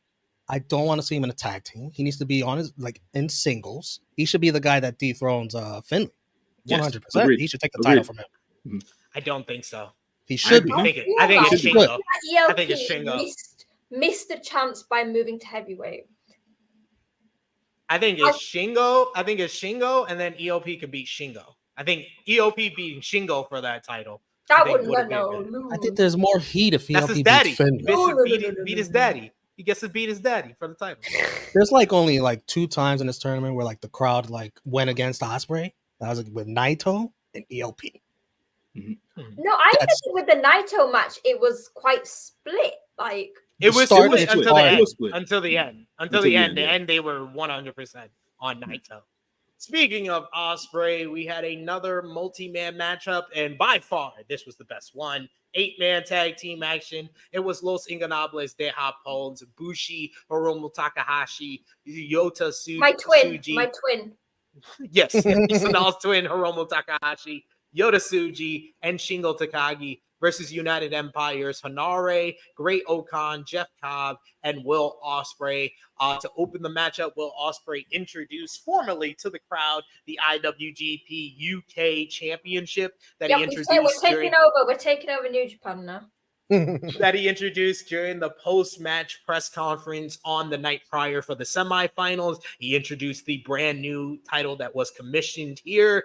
And this match just had so many great exchanges, whether it's Ospreay being back in the ring with Hiromu Takahashi, Jeff Cobb mixing it up with Shingo Takagi. Yeah, United Empire doing their thing, doing their little pose when Okan sits on Hiromu's head. You had Okan have taken care of one of his fetishes by licking Shingo Takagi at one point and stopping him from saying that it's time. When you just said that, SP3, that was the most random thing. He's taking care of one of his fetishes.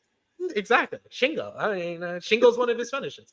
Then you had Shingo going at it with Will Ospreay. I think commentary did a superb job of hyping up the Shingo Ospreay matchup for Red Pro's 11th anniversary in a week from this Saturday. I am so excited for that. In the end, the spotlight of this goddamn matchup was fucking Tsuji going at it with Will Ospreay, and my lord, did they give us a great preview to what's going to be an amazing IWGP UK Championship matchup. And I say that because Yota Tsuji, the Tsuji shot, it happened just 2 months later as he went out here and got the win for LIJ with the Gene Blaster, his version of the spear, hitting 2 of them on Will Ospreay and pinning the IWGP UK champion 1, 2, 3. This match going 10 minutes,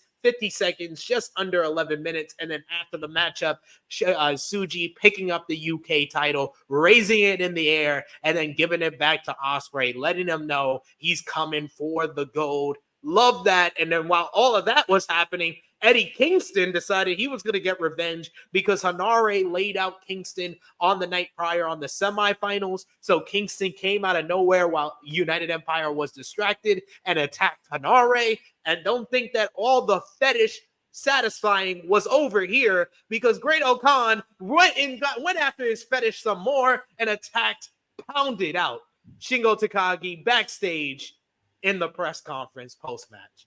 What do you think about all these rivalries kind of set up here? Romeo, I know you watched the matchup. What did you think about this 8-man tag, the Tsuji and Osprey interaction here at the end to set up the UK title match?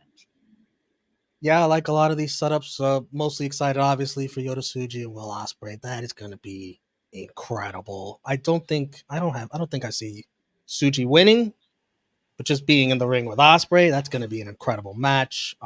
Like I said earlier, he's my favorite of the Three Musketeers. He's probably top 5 favorite New Japan wrestler right now for me. He just has it all. I want to shout out to Hanare. I could see it with him. I could see he had a good tournament. When he got in there with the big hosses, he delivered, except for the Eddie match for whatever reason. But and his new look is like, what did you guys think of his new look? Like as soon as he came out with that tattoo, immediate upgrade. An immediate upgrade. As soon as he came out with it, I was like, yeah, this makes you stand out way more. Yeah. Way more. I made the comment to ALW when he came out for his first match, and I was like, it just gives him a very unique presence in the ring now. So doing it for the culture, obviously, that is not easy. Like if you see no longer gentrified. Oh no, obviously not. Doing it for the culture.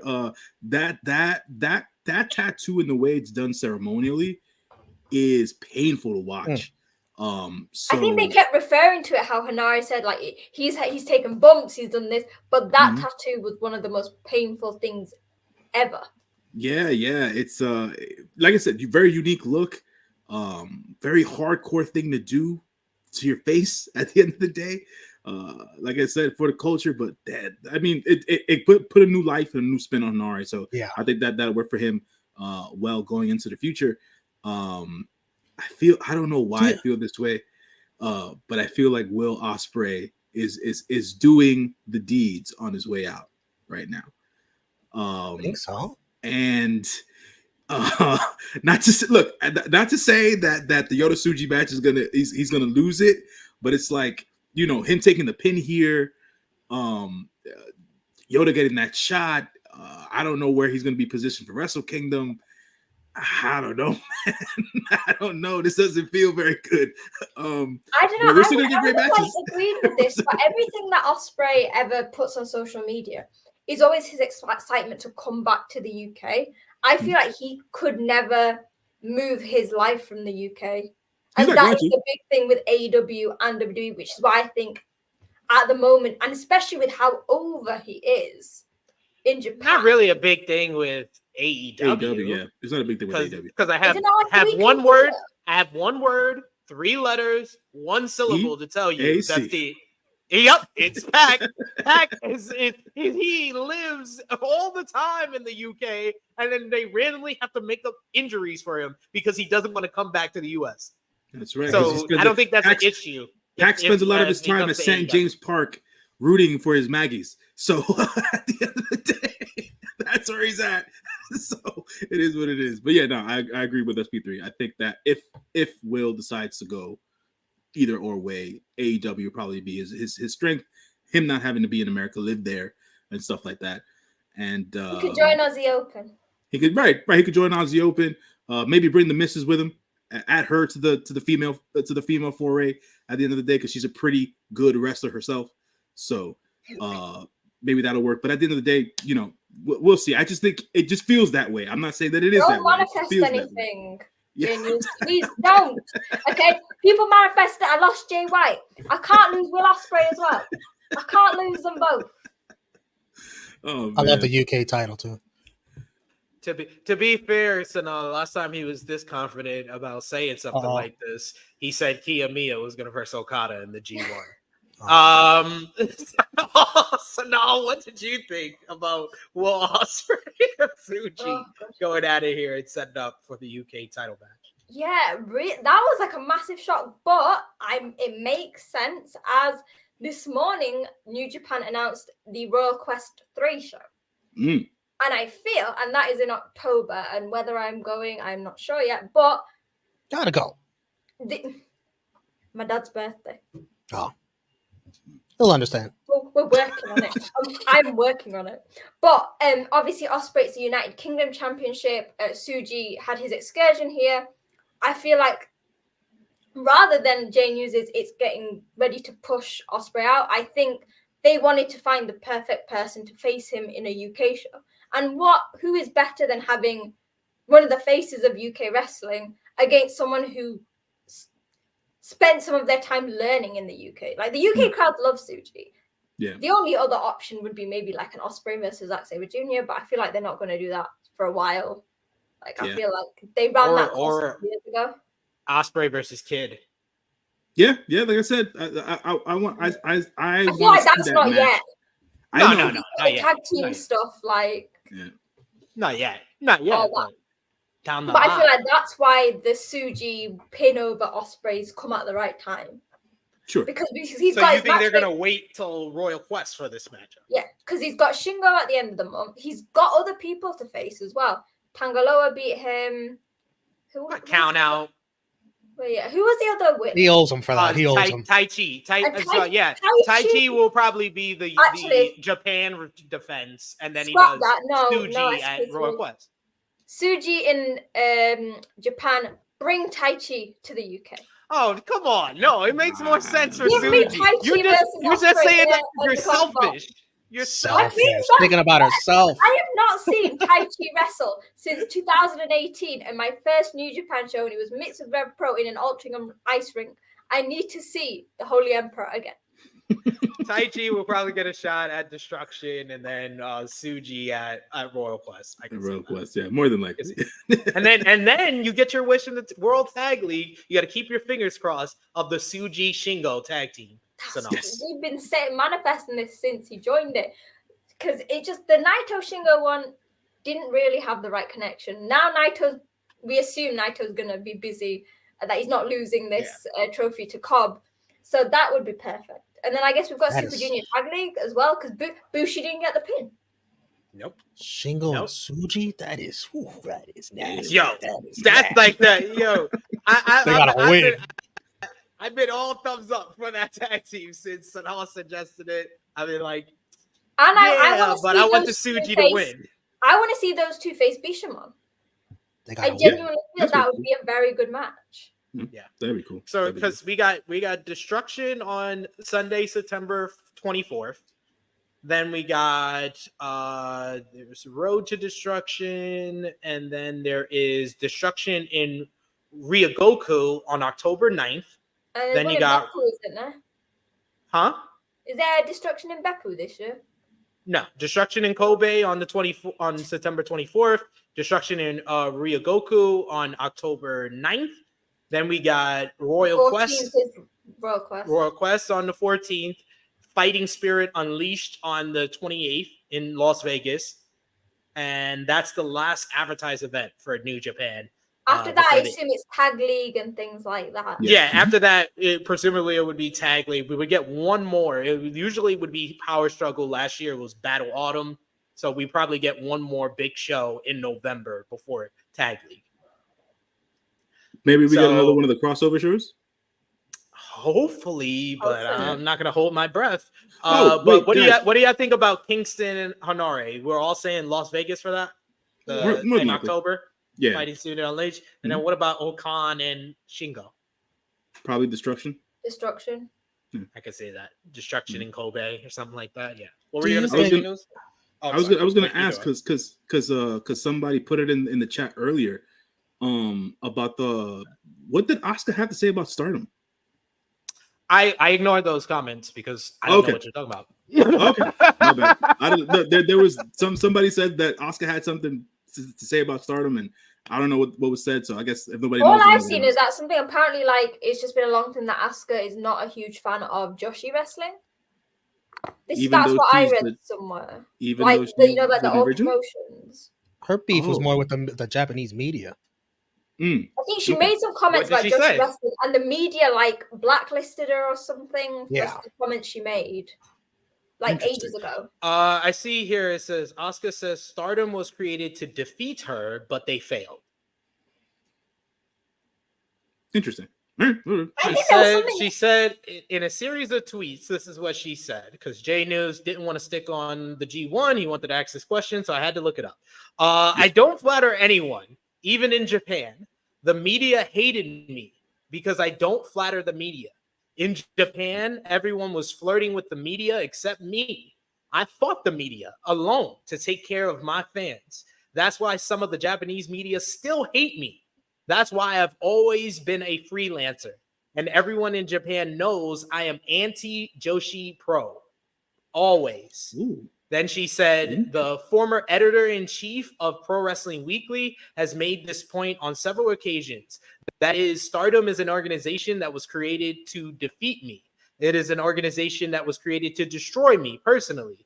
But they failed to defeat me. I don't know what happened to them after that because I came to America. The media could not bring me down when I came to America. They must have really wanted me to fail. I am used to it because I have been fighting my critics alone since my days in Japan. But now that I am here, I have comrades in arms, Charlotte, Becky, Triple H, and I've walked alone in the wilderness all my life. And here I have an oasis. To the Asuka antis, I say, beat me up on the internet all you want. I grab everything. When I became champion, one media outlet asked wrestling fans, do you think it is good enough to be a champion? Do you think it deserves to be champion? Compare me to other people. Do you think my abilities are inferior? Can you believe that? I was always fighting that media all by myself. Interesting. I think there was a lot of talk in the comments about how like Asuka, her training was a lot with the male wrestlers rather than like going through the Joshi systems like Tokyo Joshi Pro Wrestling and Stardom. So she almost had that like not internal like thing, but for her it was always her versus Joshi. Like Joshi wasn't her style. Yeah. Okay. I just wanted to know because I brought the crossover. I brought up the crossover event being obviously that Stardom, New Japan, or whatever cases, and you know she's a derivative of that, never of it, but like it's like if it wasn't for her, there would have never been. You know what I'm saying? So, okay, cool. So now I am abreast of what the hell happened there. And when you were referring to Will Ospreay's girlfriend earlier, you were referring to his current girlfriend, right? Not Alex Windsor, correct? Alice. Oh, yes, I was because I saw some people confusing that you thought you were talking. I was I'm pretty sure he knows that they broke up like 3 years ago. Yeah, I was gonna say that's like a long story. That's like in the past now. Yeah. Exactly. No. Who is this? Alex Windsor. She is really good wrestler. If she still was Rev Pro's women's champion. She was. Gotcha. I don't know if she is anymore. I can't remember, but I've seen her so many times. She's probably going to be. I assume she's going to be at the show at the end of the month. And she was a Tokyo Joshi Pro international champion as well. Yeah, she was. I saw her with that belt because I remember getting really excited that I saw a Tokyo Joshi belt live. I was like, oh my god, this is she's the one that dethroned Maki Ito, who set the record for the title. We got a bunch of people talking about the Asuka. We got Vala B says she took shots at the Stardom. It's not about Stardom today. She took shots at the formation of Stardom, not the Stardom of today. It's still Stardom, bro. You could try to go around the block to cross the street, or you could just cross the street. She talking shit about Stardom. Like, come on, let's be real. Right. I think she complimented like two of the Stardom wrestlers. I think the only reason she's talking shit about it is because people are shitting on her WWE Women's title reign. I would imagine. Yeah. Usually how that works for wrestlers. But our final multi-man matchup on the G1 Climax 33 final show was House of Torture versus Just Five Guys. Oh, joy! The Doki Show. The Doki Show. Oh, joy. 8-man tag team action. House of Torture versus just 5 guys. It's Sonata, Doki, Yoshinobu Kanemaru, and Taichi versus Dick Togo, Sho, Yujiro Takahashi, and Evil. Evil and Sonata going at it on the outside after Evil defeated Sonata in the quarterfinals. You had Sho actually doing more of the House of Torture shenanigans, using a wrench to blast Taichi with it, then picking him up and actually hitting the shock arrow, and 1, 2, 3. Sho gets the win and gets the pin over the King of Pro Wrestling champion. This match going 10 minutes, 24 seconds. After the matchup, House of Torture continued their attack, with Sho laying out Taichi with the KOPW championship, while the rest of House of Torture tied the IWGP World Heavyweight Champion Sonata to the ropes by his hands, hanging him there, as Evil officially challenged and said he was going to take the IWGP World Heavyweight Championship. This match was a match. Romeo, what did you think about the match? And what do This you think match was about, also a match.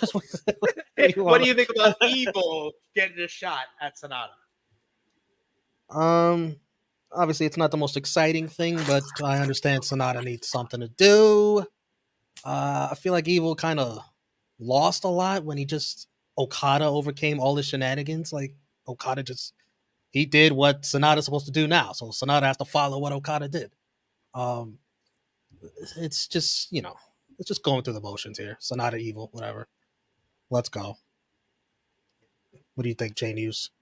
They still can't get over the fact they used to be teams together. But yeah, J Knows, what do you think about Sonata and Evil as the next world title? So I'll say this. The first thing I saw on social media, maybe yesterday morning, was a picture of Evil with the IWGP World Heavyweight Championship on his shoulder. Right? It was the first thing I saw. And I said to myself, wait a minute. Sonata didn't have any matches. Do we have another belt stealing gimmick thing going on here? Obviously, that's what happened, right? This should have been a blood feud, and it never got to be there. And it's not there at the end of the day. So Sonata is going to go up against Evil. Is it going to be a hair versus title match? Is this the juxtaposition? I mean, you know what? He's been saying this whole tournament, if he gets a loss, he's going to shave his hair. He got several losses. His hair's still intact.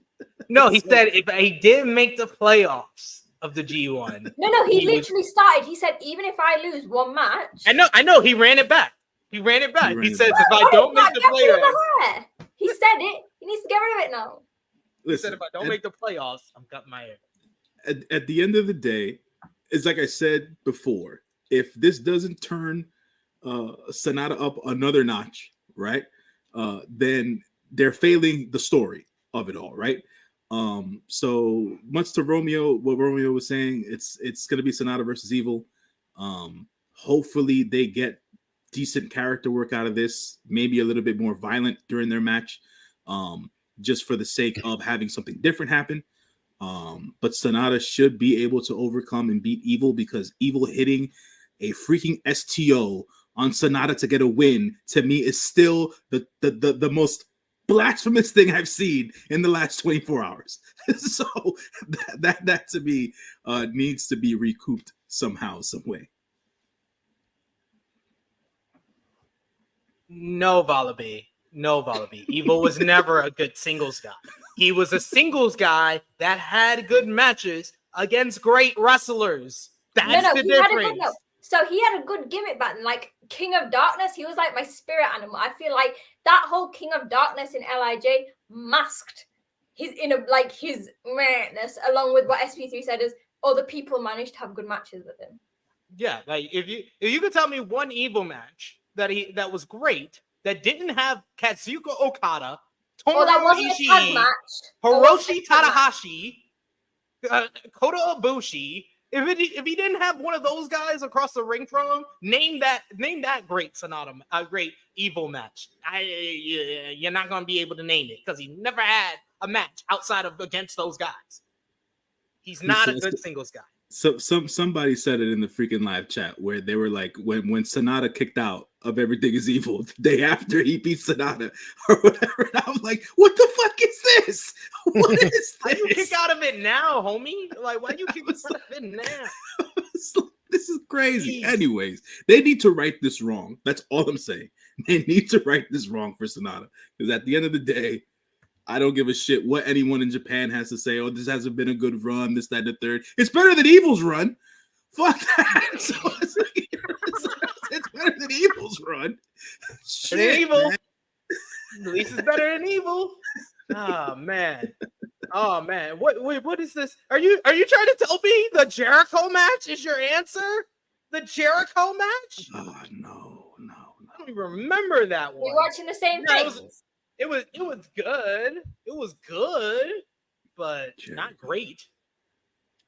I mean, it was good. I'll give you that. It was good. But that was when Jericho in 2018. That was like 5,400 burritos ago. That was when Jericho was good. Oh man. Savage. Just saying. Just saying. But yes, any other comments on Sonata and Evil before we move on? No. Can we talk about Sho and Taichi? Yeah, you're happy about Sho getting a shot at the KOPW title? Asked me 3 years ago when he was Roppongi 3K, the gold standard of professional wrestling show, if he was facing Taichi, I'd be over the moon. Telling me House of Torture Show's facing Taichi for this title? No. As the world's biggest Taichi fan and a hater of Sho right now, it's the worst possible thing that could have happened. They have done Roppongi 3K a disservice since their split. I wear my Roppongi 3K t-shirt, like pretty much whenever it comes out of the wash, it gets worn again because I am still in the denial era that Roppongi 3K is not a thing. I remember literally like a few weeks before they split up, I started a new Roppongi 3K drawing, and literally it never got finished. Don't be the laugh. That's hilarious. I didn't finish it. Can I ask y'all all a question about Sonata? It sounds like you're all in agreement that Evil shouldn't have beaten him. Who should have beaten him in the playoffs? Kiyomiya. Shingo. He wouldn't face him in the playoffs. Oh, okay. That's true. Shingo. It should have been Shingo. Shingo should have beat Evil, and then Shingo beats Sonata. Yeah. And then it would have been nice that obviously Shingo would have lost, but then it would have led to Naito. So we've closed the entire story for entire LIJ. Right. Exactly. Yeah. Because then he could say, I only have one last singles member of LIJ to beat while I'm champion. I've beaten Tsuji. I've beaten Hiromu. I've beaten heavyweight, of course. Not Bushi. You know what? Don't count Bushi. And he's beaten him plenty of time in tag matches, if you notice. But yeah, he's beaten every single member except for Shingo. So Shingo would have helped the story overall. Yeah. Bushi for Wrestle Kingdom main event. Wow, that is quite the campaign. And I totally got Sonata beating Kiyomiya. That's basically New Japan saying our Kenji Muda guy is better than your Kenji Muda guy. Which he had 3 seconds left though. It was a good match though. And if you heard Dave Meltzer, it went over. They fixed the time. Yeah. Because if you remember how Sonata got the pin, he didn't just get the pin. He had to put down Kiyomiya. That extra second or two went over. So the match ended at 20 minutes, 1 second. Robbed. Kaito robbed. Kaito got robbed. Yes, Kaito should have got a draw instead of a loss. We have here Big Man Does. He says, I have a soft spot for heels like Evil with go away heat. No, don't have no soft spot for Evil. No, doesn't need it. It's people like you that led to that title shot. No. It's people with soft spots for Evil who got us that title. It's not even revisionist history. Like I wanted something different at that point in time when it was happening during the freaking COVID era. But then what it turned into was like, what the fuck was this? That made us all be like, go back to what you were doing. Go back. Exactly. Let's get another Tanahashi reign, please. I'll take another Tana reign over seeing Evil again. But I'll ask you, Romeo, since you asked us that question. How would you grade Sonata's G1 overall? Like A through F. How would you grade it? A. I'd give him an A. Mm-hmm. Especially when it was in there with the young talent. He made them all look good. Yeah, man. Yeah, I'll give him an A. And he went undefeated. Yeah, he did his job. I was gonna say like B+, A-, because I was like, Yeah. he did a good job with everybody in the block, usually giving them a good matchup, and then going undefeated. That helped his credibility as champion so much. That's why I think why people were upset about the Evil loss, because it kind of felt like you did all this work to build him up and make him feel like champion, and then had him lose to the worst possible Evil. person Yeah, exactly. you could have had him lose to. Right. Did he legit get injured with his arm and shoulder? I think so. Yeah, that's been confirmed. Mm-hmm. Yes. So hopefully he's gonna be all right, but hopefully, I don't know. But Dustin agrees with me. He says Shingo versus Sonata is more exciting than Evil versus Sonata 1000. 100%. It would have made that quarterfinal night so much better because we would have got a third great match. Because the quarterfinals basically was two matches that I wasn't really interested in, and then two matches that were absolute bangers. Mm-hmm. Like Naito and Hikuleo actually overseeded my expectations because I did think that was good. But Evil and Sonata was exactly what I thought it would be, a bad match, and it was.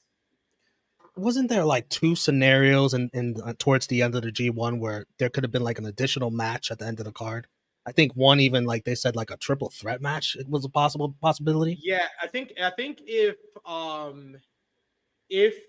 Shingo had beaten Evil, he would have had to face Tama at the end of the C block night. And I think if Shooter would have beaten Hikuleo, he would have had to have a playoff with Kiyomiya. And I was like, man, they didn't take advantage of that and just do it. That would have been fun. That would have added more drama. I was like, oh man. Word. And that's why I wanted Shingo to win and then Shingo versus Tama. That's what I wanted. That would have been fun. Damn shame. What a waste. Big Man Dog says, imagine if Evil won the G1 and finished the story. We don't got to read every comment. Next, we have finally the main event. Last call for super chat donations in the live chat as we talk about this main event matchup, the one we've been waiting for, the G1 Climax 33 Finals. Tetsuya Naito, three-time winner of 2013, 2017 winner. Well, two-time winner coming into this match. 2013, 2017. Okada, a four-time winner coming into this matchup. Winner in 4-time winner. 2012, 2014, 2021, and 2022. This long-time rivalry, the premier rivalry of New Japan of the past decade. And the story was simple here. Naito was going after the neck of Okada, then the weak spot of Okada, and to set up for the Destino, while Okada just basically was trying to hit one of his big shots on Naito throughout this matchup, softening him up, having the wrist control, and looking for the Rainmaker at various points in the matchup. Naito would use some of his speed at various points and working over the neck, working over him, dropping him on his neck on the floor, dropping him on his neck on the guardrail. Okada would come back with that DDT, which he absolutely loved in this G1 tournament. This was just basically a war of attrition going over 30 minutes, 34 minutes, 18 seconds. The finishing sequence was just top notch. From the final 10 minutes of this matchup, the various reversals, whether it's Okada reversing a Destino into Cobra Flosion, or whether it was Naito reversing Cobra Flosion into Destino, getting a near fall at one point, and then finally putting Okada away with one final Destino. 1, 2, 3. Tetsuya Naito finishes the story, and he wins the G1 Climax 33 tournament after looking like he was not gonna make it at some points of this tournament, dropping his first matchup of the tournament and coming back and beating Tanahashi, Ospreay, and Okada in his last 4 matches. Man, that is how you put over a number one contender for your top title. Tetsuya Naito getting the huge celebration in front of this sold-out crowd in Ryogoku, who were going crazy for him. LIJ coming out to celebrate with him as he did the final roll call to all the LIJ members. And then the cherry on top is that Naito is not done this year because he has to defend his title shot, and the first challenger stepped up in the post-match press conference as Jeff Cobb stepped up to Tetsuya Naito, reminding him of his loss in the first matchup of the G1 Climax tournament and challenging him for the title shot coming up. So whether that's at Destruction or later on this year, Naito's got Cobb to deal with, but this matchup with Okada was vintage of these two. These two have amazing chemistry together, and I would say this is the second best match they've ever had. I would say it's right up there with Wrestle Kingdom 12, with Wrestle Kingdom 14, and this one right here. Those are the top three matches from these two. I give it 5 stars. Naito closing out the G1 with 2 back-to-back 5-star matches is what it's all about. I'm so glad for Tetsuya Naito. And we were right. We all predicted Naito to win, and Naito celebrated at the end. Sonal, what did you think about this final matchup with Okada, and what do you think about Naito getting the win to go to Wrestle Kingdom? I've been watching New Japan since 2018. I have made predictions for every tournament, every singles, every tag tournament. I have never got a prediction right until now. So this Naito win had a very special place in my heart because in the one end, I wanted him to win because I wanted Naito to win. But 2, I wanted Naito to win because I said I wanted Naito to win. And so this entire tournament, it was the biggest middle finger to that one person on Reddit who compared Naito to Tanahashi. And I'm still going to bring that person up because how dare you when he put on Apologize. an amazing match against Ospreay, an amazing match against Okada within like a few days after being concussed. Yes, Tetsuya Naito still has what it takes to be at the top of the company. Indeed. He proved that here. He proved that here. Dustin saying they don't have a top heel anymore, talking about New Japan. David Finlay is a much better heel than Evil. Regardless of what the 2 people at the bottom of the screen say about him, he's much better and can give us much better matches than Evil. I agree with you there. He's a bigger heel. He's the top heel. I don't disagree with that point. With your point, I don't disagree. All I'm saying is that him as a leader of a faction just isn't viable. That's all I'm saying. Also, I'm going to put out something. So, you know, my general grievances with Finlay has not being himself.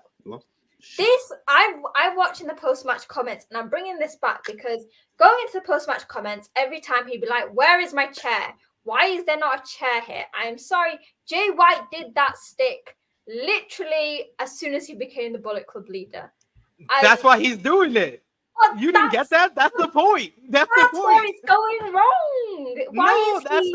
I actually like Why that. is he copying the man he kicked out who is still going under the Bullet Club the first time he said it, he literally looks right into the camera with a grin on his face.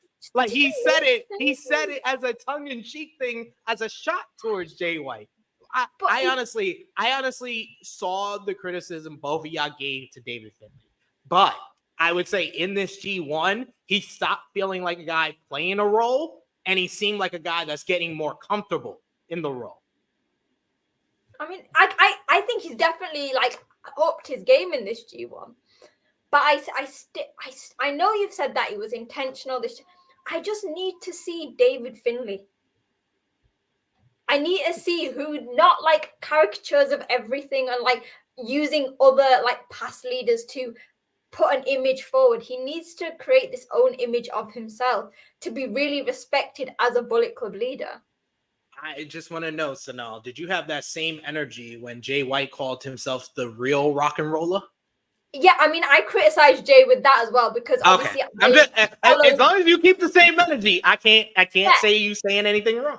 I followed Jay from obviously as a babyface, and even his first few months as the Bullet Club leader, I wasn't a fan of because I almost thought he was trying to turn the gimmick too much too quickly, trying to take on like different parts, and obviously his past with Prince Devitt. So don't get me wrong, I had criticisms over Jay White in his first few months as Bullet Club leader. So it's not just me hating, it's just generally my feeling that to become a leader, you need to be your own person, and just completely, you need to completely be your own person to get people to respect you. That's fair. Dustin saying love Okada, but Naito needed this win more. You also got Sleeping Angel says this was a great match. I'm so happy for him. Talking about Naito. Annika saying, what's with the hat, Naito? Yo, stop being a casual fan. Get out of here. Get out of here. Naito's been wearing this hat for 7 years. Don't do that. 7 years. Why are we asking about that now? It's one of Bushi's biggest jobs is his hat. Is the hat. That's what Bushi is here for. He's the hat catcher. Anyway. She's learning. She's learning. She's learning. Don't treat Anika like that. She's learning. God, go sit in the corner. Go sit in the corner. Ask a dumb question. J News, go ahead. What did you think about this matchup? As I was watching it right before we went on air, almost or over 2 hours ago, I was jumping out of my seat. Fresh thoughts. I was jumping out of my seat. I was counting with the referee. I was after the match was over. I was mimicking the roll call because the love for Naito is real. This story must end. This story must be made whole at a Wrestle Kingdom 18, which is where I said, and I will continue to say, that Sonata will lose his IWGP World Heavyweight Championship, and Naito will have his moment. The roll call will be yelled out at the Tokyo Dome, and I'll even Sonata go. Wins. What? Sonata wins. No. I don't. You're like you can't possibly lose either way, right? Because you want to see Naito win, but exactly. Sonata wins. Like, okay, whatever. I mean, if Sonata wins, it's something different. But at the end of the day, I feel like this is where the story. And not that it ends, but at the end of the day, this is the bookend part of the stories. Naito gets his Tokyo Dome moment. And I feel, even if it's just for that particular moment, the salute will be given one last time. LIJ fist bump to end it all. Sonata walks away. Damn, it goes incredible visual. That would be dope to end the show. That would be like WrestleMania 20. Nah, I'm not gonna say. It would be SummerSlam 1992. It would be the Brett and Bulldog embracing after the loss. Brett still complains about that because Triple H didn't come up and hug Chris Benoit after the loss. Like, absolutely not. He said it anyway. So, oh my God. But that's my moment in my head. If it doesn't go down that way, it doesn't go down that way. But that's my dream scenario at the end of the day for Naito. Did you shed a tear? Probably. What did you think about the match though? Naito and Okada. Nah, man, I thought the match was great. I thought that Naito just aiming for Okada's neck was. I mean, the neck is probably the weakest part of anybody's freaking body. Let's be realistic. But especially Okada. Especially Okada. But when he started laying in those shots as he does to the neck area, when he takes the wrist control, I was like, oh, this is over. Oh, this is over. I was like, because the impact of it just felt so loud and hard. It was just performed in a much more violent way between Okada and Ospreay, because even Ospreay's match was violent with that particular move. And I was like, oh, Okada don't got a shot now. Like, that's why I said Naito had a strategy here. He strategized this shit from match 1 to when he won the G1. Like, he was like, let me float about, let me do this. I'll take a loss here. Doesn't matter as long as I get here. Like, he made the complete strategy, booked ended, won it, took the flag, threw it on the freaking ground after Chono gave it to him. He was still edging out the roll call. Fantastic match. I don't think Naito and Okada can have a bad match. I've said that countless times before.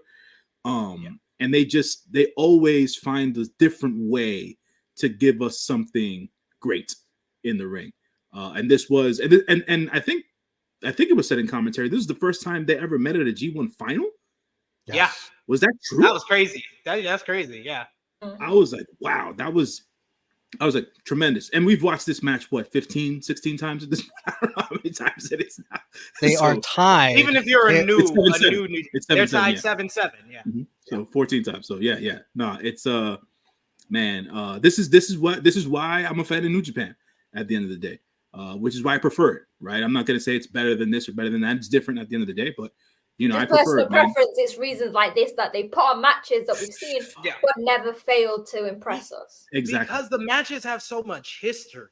Yeah. Like there's so they make that a part of the story where like with a lot of the other promotions, they don't always do that. And they don't always find themselves, or when they do it in a tournament format, it always feels telegraphed. Whereas this felt like the natural progression that we were going to go here. And only one person, you know, predicted the final and the final winner. Just saying. This guy right here on our preview. Naito and Okada. He lives to be right at the end of the day. God, you know, bless me with a curse of always being right. This man over here talk about God and the Redeemer relinquishes God because God doesn't exist. He has to go out there and do the work by himself. Anyways, to answer a shock, who finishes the story first, Naito or Cody? Obviously, it's going to be Naito. Well, Cody ain't got no January comes before April. Exactly. It's going to be Naito. Exactly. Just from the logistical standpoint of it all. And I think wise, like one of them are going to get a shot before the other. And for all intents and purposes, I still feel that WWE is going to find a way to screw Cody. That's just me. That's me personally. I don't think it's impossible that Naito gets screwed. I don't think it's impossible. That is a good point. Yes and no. Yes, you know why? Because Kaito is a living piece of human garbage. So he's literally like he heard us saying we love Sonata's reign, and he's gonna go, "You love Sonata's reign? We're gonna play on that." Naito, you will not get your Wrestle Kingdom moment. Naito loses again in the Wrestle Kingdom. Naito wins, gets jumped, and then Evil wins it on New Year's Dash. No, Naito becomes the first G1 winner to not main event Wrestle Kingdom. He's gonna lose the title shot to Jeff Cobb. We're getting Jeff Cobb versus Sonata at Wrestle Kingdom. Ace Shock saying that is the Lakers fan at SP3 talking. That must have been the Phoenix Suns fan and you, Ace, asking that stupid ass question of who was gonna finish their story quicker, Naito or Cody. Romeo, what did you think about this main event matchup and Naito getting the win? Incredible. I also picked Naito to win the G1, but still, I had to see it to believe it. Yeah, I couldn't like be, oh man, it's over. I couldn't be like that. I had to see it to believe it. It was so intense. It was like a big fight atmosphere, and like the crowd loves Naito. They're rooting for him so bad. I'm rooting for him so bad. That's what made me like I had a vested interest. I'm rooting for Naito so bad. I was hiding myself in the watch line because like I had to see it for myself. I wasn't sure it was gonna happen because it was like in the 30-minute mark when we found out like the all-time record for the longest G1 finals, like what, 34 minutes, 35 minutes. Yeah, and by that time, and I knew when y'all started talking about that, I was like, it's not gonna happen here. And by that time, it was like Okada still hadn't got all his shit in. It's like, oh man, the Okada finish is coming. All the Rainmakers about to rain. But no, Naito did a great job working the neck the entire match. Those Rainmaker Destino counters, they're things of beauty, man. They're like, man. They remind me of like Austin Rock when they do the rock bottom into the stunner, all that stuff, or sweet chin music into the stunner. Like, it's just beautiful. It's so memorable and good for Naito. I love the fist bump with Chono after. That was cool. The crowd is like, they love that shit. Oh man. And they're then like, Naito actually showing respect to somebody. The two men that retired Kenji Muda right there. Come on. Exactly. And then I love Naito just dropping the flag. Like Naito. Perfect Naito. It's like, I can't be axed. He's like, I've just had two amazing matches. Conquest, you give me a flag? No. And not Jeff Cobb, very honorable, not attacking him backstage. It's a nice little disrespectful toast. That's all. Naito has to win at Wrestle Kingdom, and he has to main event. Mm-hmm. He has to There's win. no way around it. There's just if they keep us waiting another year, a year older Naito, Naito like, will have no knees left. yeah, So man. my real question to y'all though, does Naito get a real reign this time though? Because that's he's won the IWGP title before, guys. It depends on He his just health. never has had a real reign with it. The first It time he depends wins on how it, his body holds up, SP3. If he can keep it and he can get some really good defenses, then he's fine. If New Japan realizes he's not going to be able to do those top matches, they'll take it off him. They won't be scared. Yeah. honestly, I think that New Japan is just giving him another moment. I think that Naito drops the IWGP World Heavyweight Championship at New Beginning To Evil. to Shota Amino 1 year not ready. He after won't be that ready. He won't be ready. matchup that they have. Yes, they're gonna No. get behind Shooter. No. Shooter's gonna be the first That'd be of rushing the it. three Musketeers. Yeah. If They'd be anyone, rushing it. maybe Osprey. If World Osprey title. stays, I see Yeah. Osprey losing I the see exactly. UK title Right. and Osprey beating Naito. Right. I don't I I'm see with that. I'm with that Sonal soon. there. I'd say the only Yeah. way it happens that soon is if it's the three Musketeers. One of the three Musketeers wins it at New Beginning. Well, Tsuji beats him, kicks Naito out. He's the new leader of LIJ. Honestly, Imagine. That's I think that's definitely a story that could possibly be told. I I'm definitely doing think all that. these really No, the random reason I say manifestations. Shooter beats Naito is because of the whole story of that matchup that they had this year at New Beginning. You do the 1 year thing, and then Tsuji's gonna beat Shooter for the IWGP World Heavyweight Championship. No, And then Shooter shouldn't it get will it all be because- about Tsuji chasing and trying to get revenge for his leader. I honestly don't even like. You could do whatever you want with the title reign. I just want him to have that Wrestle Kingdom moment. Yeah, me too. Once I have that, That's I'm what not be a beggar.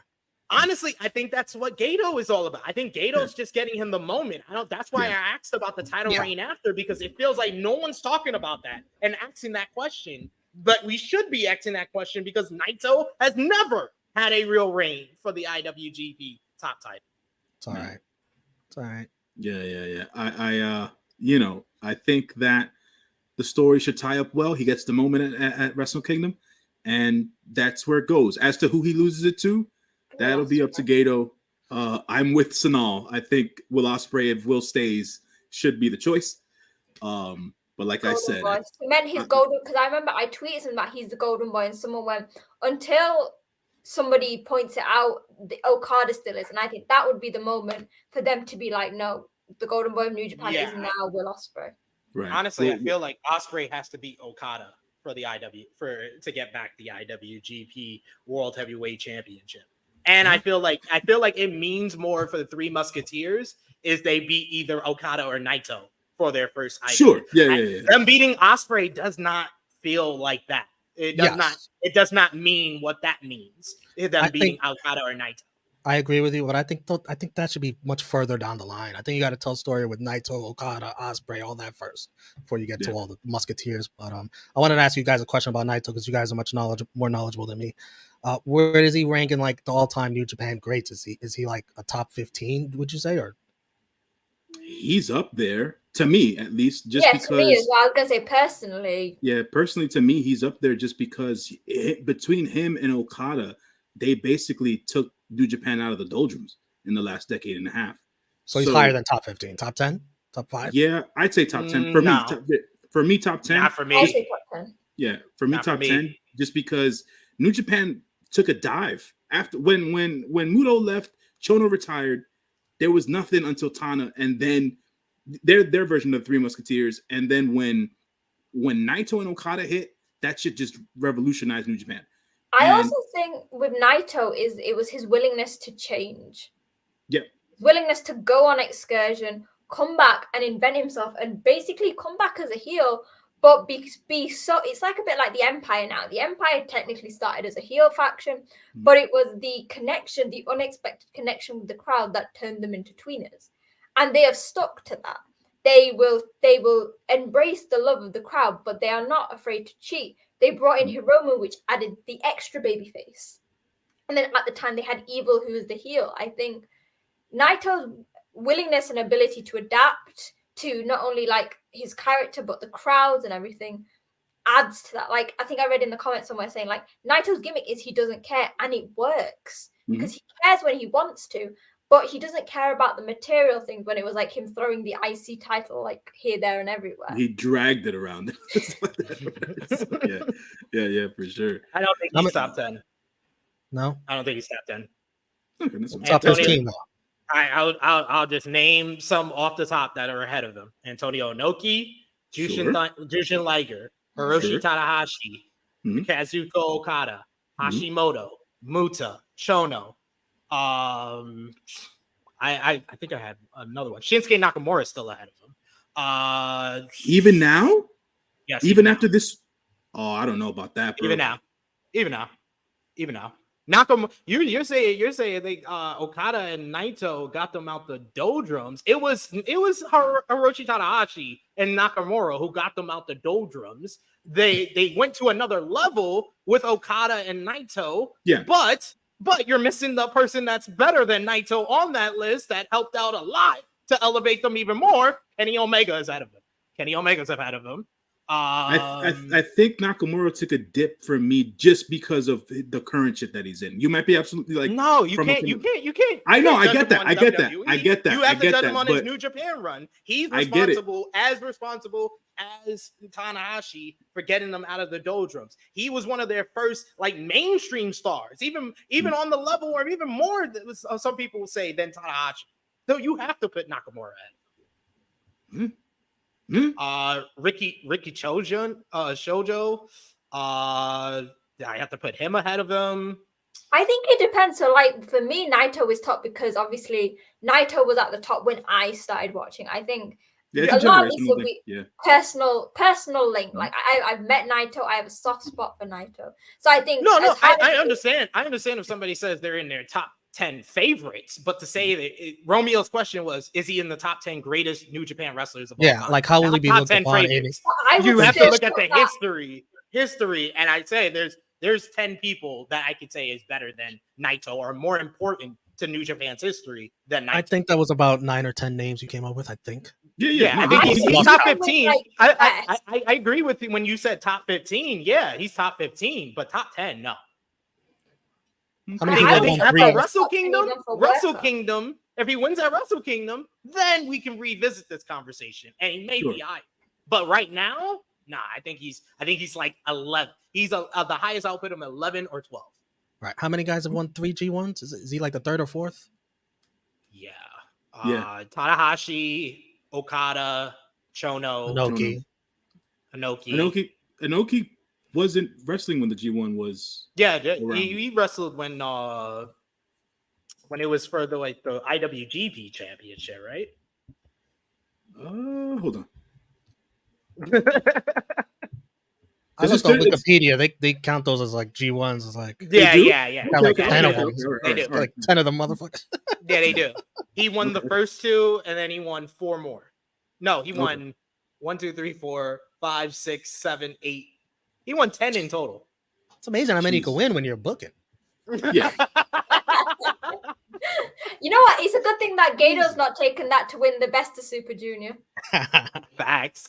But it's him, Andre the Giant, Hulk Hogan, and Seija Sakaguchi is the only like early winners when it was the World League, MSG League, IWGP League, and World Cup tournament. And then it became the G1 in 1991. Right. It's nice to have on your resume. You got 3 G1s. That's nice. Yeah. Very nice. Very nice. Kota Ibushi should have 3 G1 wins too. Just saying. You got Big Man Dogs who says Kenji Muda, Hashimoto, Liger is being named here. And Big Man Dogs, I think, put it in the best way possible. He said Naito is a top 10 worker, but not top 10 New Japan star. I think that is the correct wording to say. Okay. He's a top 10 in-ring worker in New Japan's history, but is he a top 10 New Japan star? No. I'm going to stick to my guns for Tetsuya Naito. Yeah, can he still become that? Yeah. Can he still get into the top 10? Yeah. I'd say we could revisit the conversation by as soon as Wrestle Kingdom, but As far as the G1 Climax 33 final, let's put our thumbs in the middle. Let us know in the live chat whether you give the show the thumbs up, thumbs down, thumbs in the middle. Out of 10, what'd you give the show? Out of 10, what did you give the tournament? Let us know in the comments down below. But for us, for the final, 3, 2, 1. Thumbs up across the board from all of us for the final first and then the tournament overall. Out of 10, what did you give it? Romeo, we'll start with you. The final, like 7.5. The whole tournament, 8.8. 8.8 for you. J News. Final and then tournament. We're talking about the whole final show or just the match itself? The final show. We just reviewed the show, sir. The final show. If you just saw that one match, that's fine. If you just want to rate it on that, and then the tournament. As for the match itself, because that's all I watched. I didn't watch the final show. Give that a good 9 out of 10. That match was really, really good. As for the tournament, they admitted me. I give the tournament a 6. Reason being, the quarterfinals were lackluster, to say the least. They could have the booking by the time the playoffs came about just went to shit, I thought. Hashtag blame Gato. Yes, there you go. Hashtag blame Gato.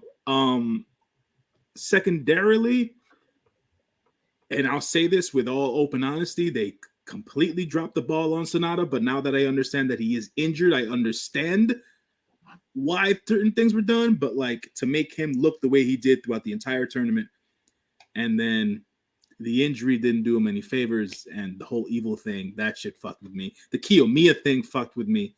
That to me, I was like, what are we doing here? He didn't participate in his tournament. He came over to this tournament, and it's like you still shit the bed with the kid. And only won twice. He only won twice. And the thing that we stated with the younger guys, I refuse to call them the freaking real three musketeers. That's too much pressure on those guys at this point in their careers.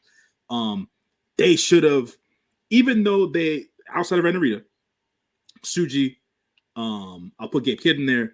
What the fuck? Shota Umino. They did the damn thing. They showed out, but they should have gotten more wins. They really should have. Because it didn't create any real fervor for them right now. It's still like they're more or less still status quo. So I think they dropped the ball there. Naito's story was the one to be told in this tournament, and it's still continuing to be told. Obviously, into Wrestle Kingdom. I don't know where Okada goes from here because he's still a never open weight 6-man tag champ, if I'm not mistaken, right? Which everyone seems to forget, including Okada. Right. Exactly. He never brings out the title. He never brings it out because it doesn't matter. That's that part there. We had good highlights from individual wrestlers, but as a whole, the tournament as a whole, it just it let me down after night 10, and I was like, this is it. This ain't it. So 6 out of 10 for me. Sonal, final show, and then the tournament overall out of 10. Final show 7.5. I think aside from like Evil and House of Torture, there's some pretty good matches. Really nice build-ups to future matches. There's a lot going on in whether tag division, singles championship. Obviously, we've got coming up the Junior Festival, so that'll build some stuff there. Hiromu said he's going to CMLL, so all that.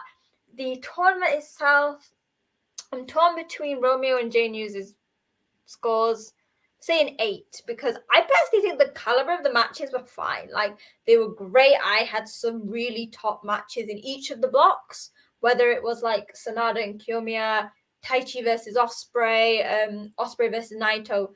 It was just, and I think a fair bit, like, to start with, the booking seemed good, but it was, as Janu said, the quarterfinals, things just started to go down from there. Obviously, Sonata with Evil, I didn't even watch that match. I refused to watch it. I saw the result because I was working. I was like, I'm not putting myself through this.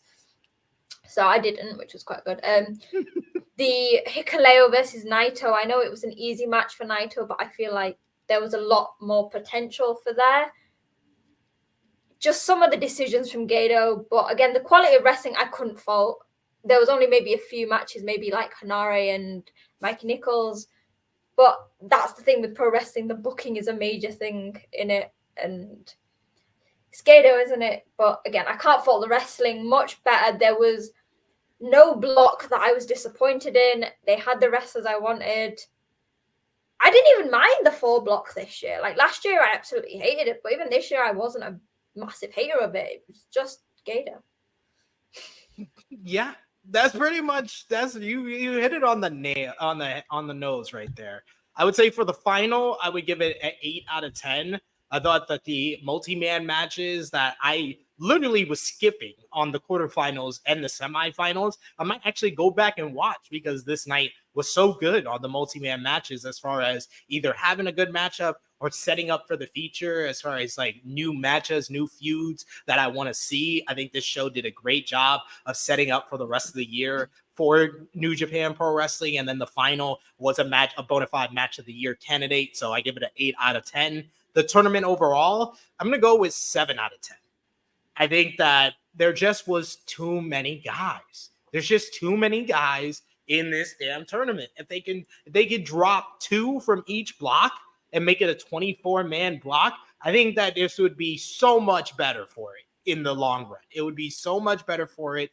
Even if you still wanted to do 4 blocks and do 6 guys for a block, where we're only getting every guy having 5 matches, I would take even that over this because, you know, I feel like the bar for a great G1 matchup is 4.5 stars. And you know I do my star ratings, and I just counted how many 4.5 star or higher matches I had in this G1 across 19 nights. 11 matches. That's not even 1 per night. Like that's a struggle. That means there's at least 8 or so shows where it's a struggle to get through because you don't have the usual quality great G1 match every single night because there's too many guys here who don't really can deliver that type of quality. You need to lower the number, make it more focused. Yeah, I mean, the struggle and a lot of it comes down to Gato's decisions, like Jay News said, Kiyomiya, disappointing G1, the 3 Musketeers overall, disappointing G1. The D block overall was a disappointing effort. I like some of the matches, Jeff Cobb versus ZSJ, Cobb versus Naito, Naito versus ZSJ. I liked a couple of those matches, but none of them were at that high quality. In fact, of the 4.5 star matches from the G1, none of them came from the D block. So that overall tells you that there's some changes that need to be made. Not even Naito versus Yano. Dropped the star for every minute it took him to get to the ring. I was sports entertained. Listen, Gato got some stuff wrong, but he got the overall story right, which was Naito winning. For once, I was, you know what, towards the end, when Evil got through to the quarterfinal, I was worried. Because we talked about on Ace Techers, and I thought, I've jinxed it. I 10 out of 10 made Gato change his mind. She definitely did say Evil was going to make it. She was like, Gato's going to put Evil into the playoffs. I was like, don't wish that upon me. And then when he did, I thought he was winning the whole tournament. I just get a text from Sonal, like, I don't know if you watched the show, but I'm sorry. By the way, it was completely unfair for the D block to have to wrestle the quarterfinals the next day. You didn't get a day off. What? It was that was whack. That was crazy. That was crazy, especially because Naito and ZSJ had great matches on that night. The ZSJ Goto match was great, and Naito and Tanahashi. Also, shout out to Goto because again, like Yoshihashi, guy's still doing it. He had a new haircut, had a new perm, putting on good matches. He sold his injury. Shout out to broken ribs the whole time. Yeah, give it up for Goto. But yes, that brings us to a close on another G1 Climax tournament. We made it, guys. We made it through the whole month. Want to thank Sonal, of course, for joining us first up. Please let the people know where they could follow you on social media, what you got going on your channel right now. They can watch your G1 review, Ace Techers, all that good stuff. The floor is yours, Sonal. So yeah, you can find me on Twitter at wrestling_chat. You will be updated on everything and anything that I do. On YouTube at Sonal's Life. I posted last night my G1 review. There's a Yes, you lot did. coming up, so I'm going to be attending the Rev Pro show, so there'll be some from that. Although I'm not attending the All Out show, though, the show at Wembley, I will be reviewing it. And yeah, there's so much going on. And obviously, every 2 weeks, me and SP3 and NK are on Ace Tekkers, so make sure you keep an eye out for that and listen to it, because it's just people talking about their love of New Japan. And they're complaining about Gato, so. We love New Japan and hate Gato. That's gonna be our tagline for Ace Tekkers. We love New Japan, but we hate Gato. Nay News. Let the people know where they can follow you, good sir, and when they'll see you again. Oh man, you guys can always follow me on the Instagram _JONJY. When you guys will see me again, that is. You know, New Japan has some shows this weekend, right? It's a great question. Due to the fact that an employee at my other job has gotten their asses fired, I'm a very busy man nowadays, which is why I couldn't catch up with the rest of the shorts, and even had to cram the shows to this morning. Yes, I know that All-Star, the freaking Junior All-Star Fest is here in the States this weekend on the 19th. So I will do my best to watch that over the weekend and cover that with SP3. We're probably going to do a review sometime next week, probably next Monday morning. So I will stamp myself for that one there. Otherwise, with the future shows, I gotta see, guys. I gotta see where it goes. You could also watch me tonight at the Workhorse podcast network, all with ALW and Nika probably, and Dolores. I'll be there talking to G1 as well. But yeah, man, keep an ear out. You know, I'll let you guys know when I'm floating about, because my schedule outside of True Heel Heat has gotten a little bit tougher. So I'll let you guys know how that goes. I do have a bit of breaking news here, apparently. I don't know if you... not about New Japan, though, unfortunately. But New Japan adjacent with AEW. Over the weekend, there was news of CM Punk sending people home from Collision tapings.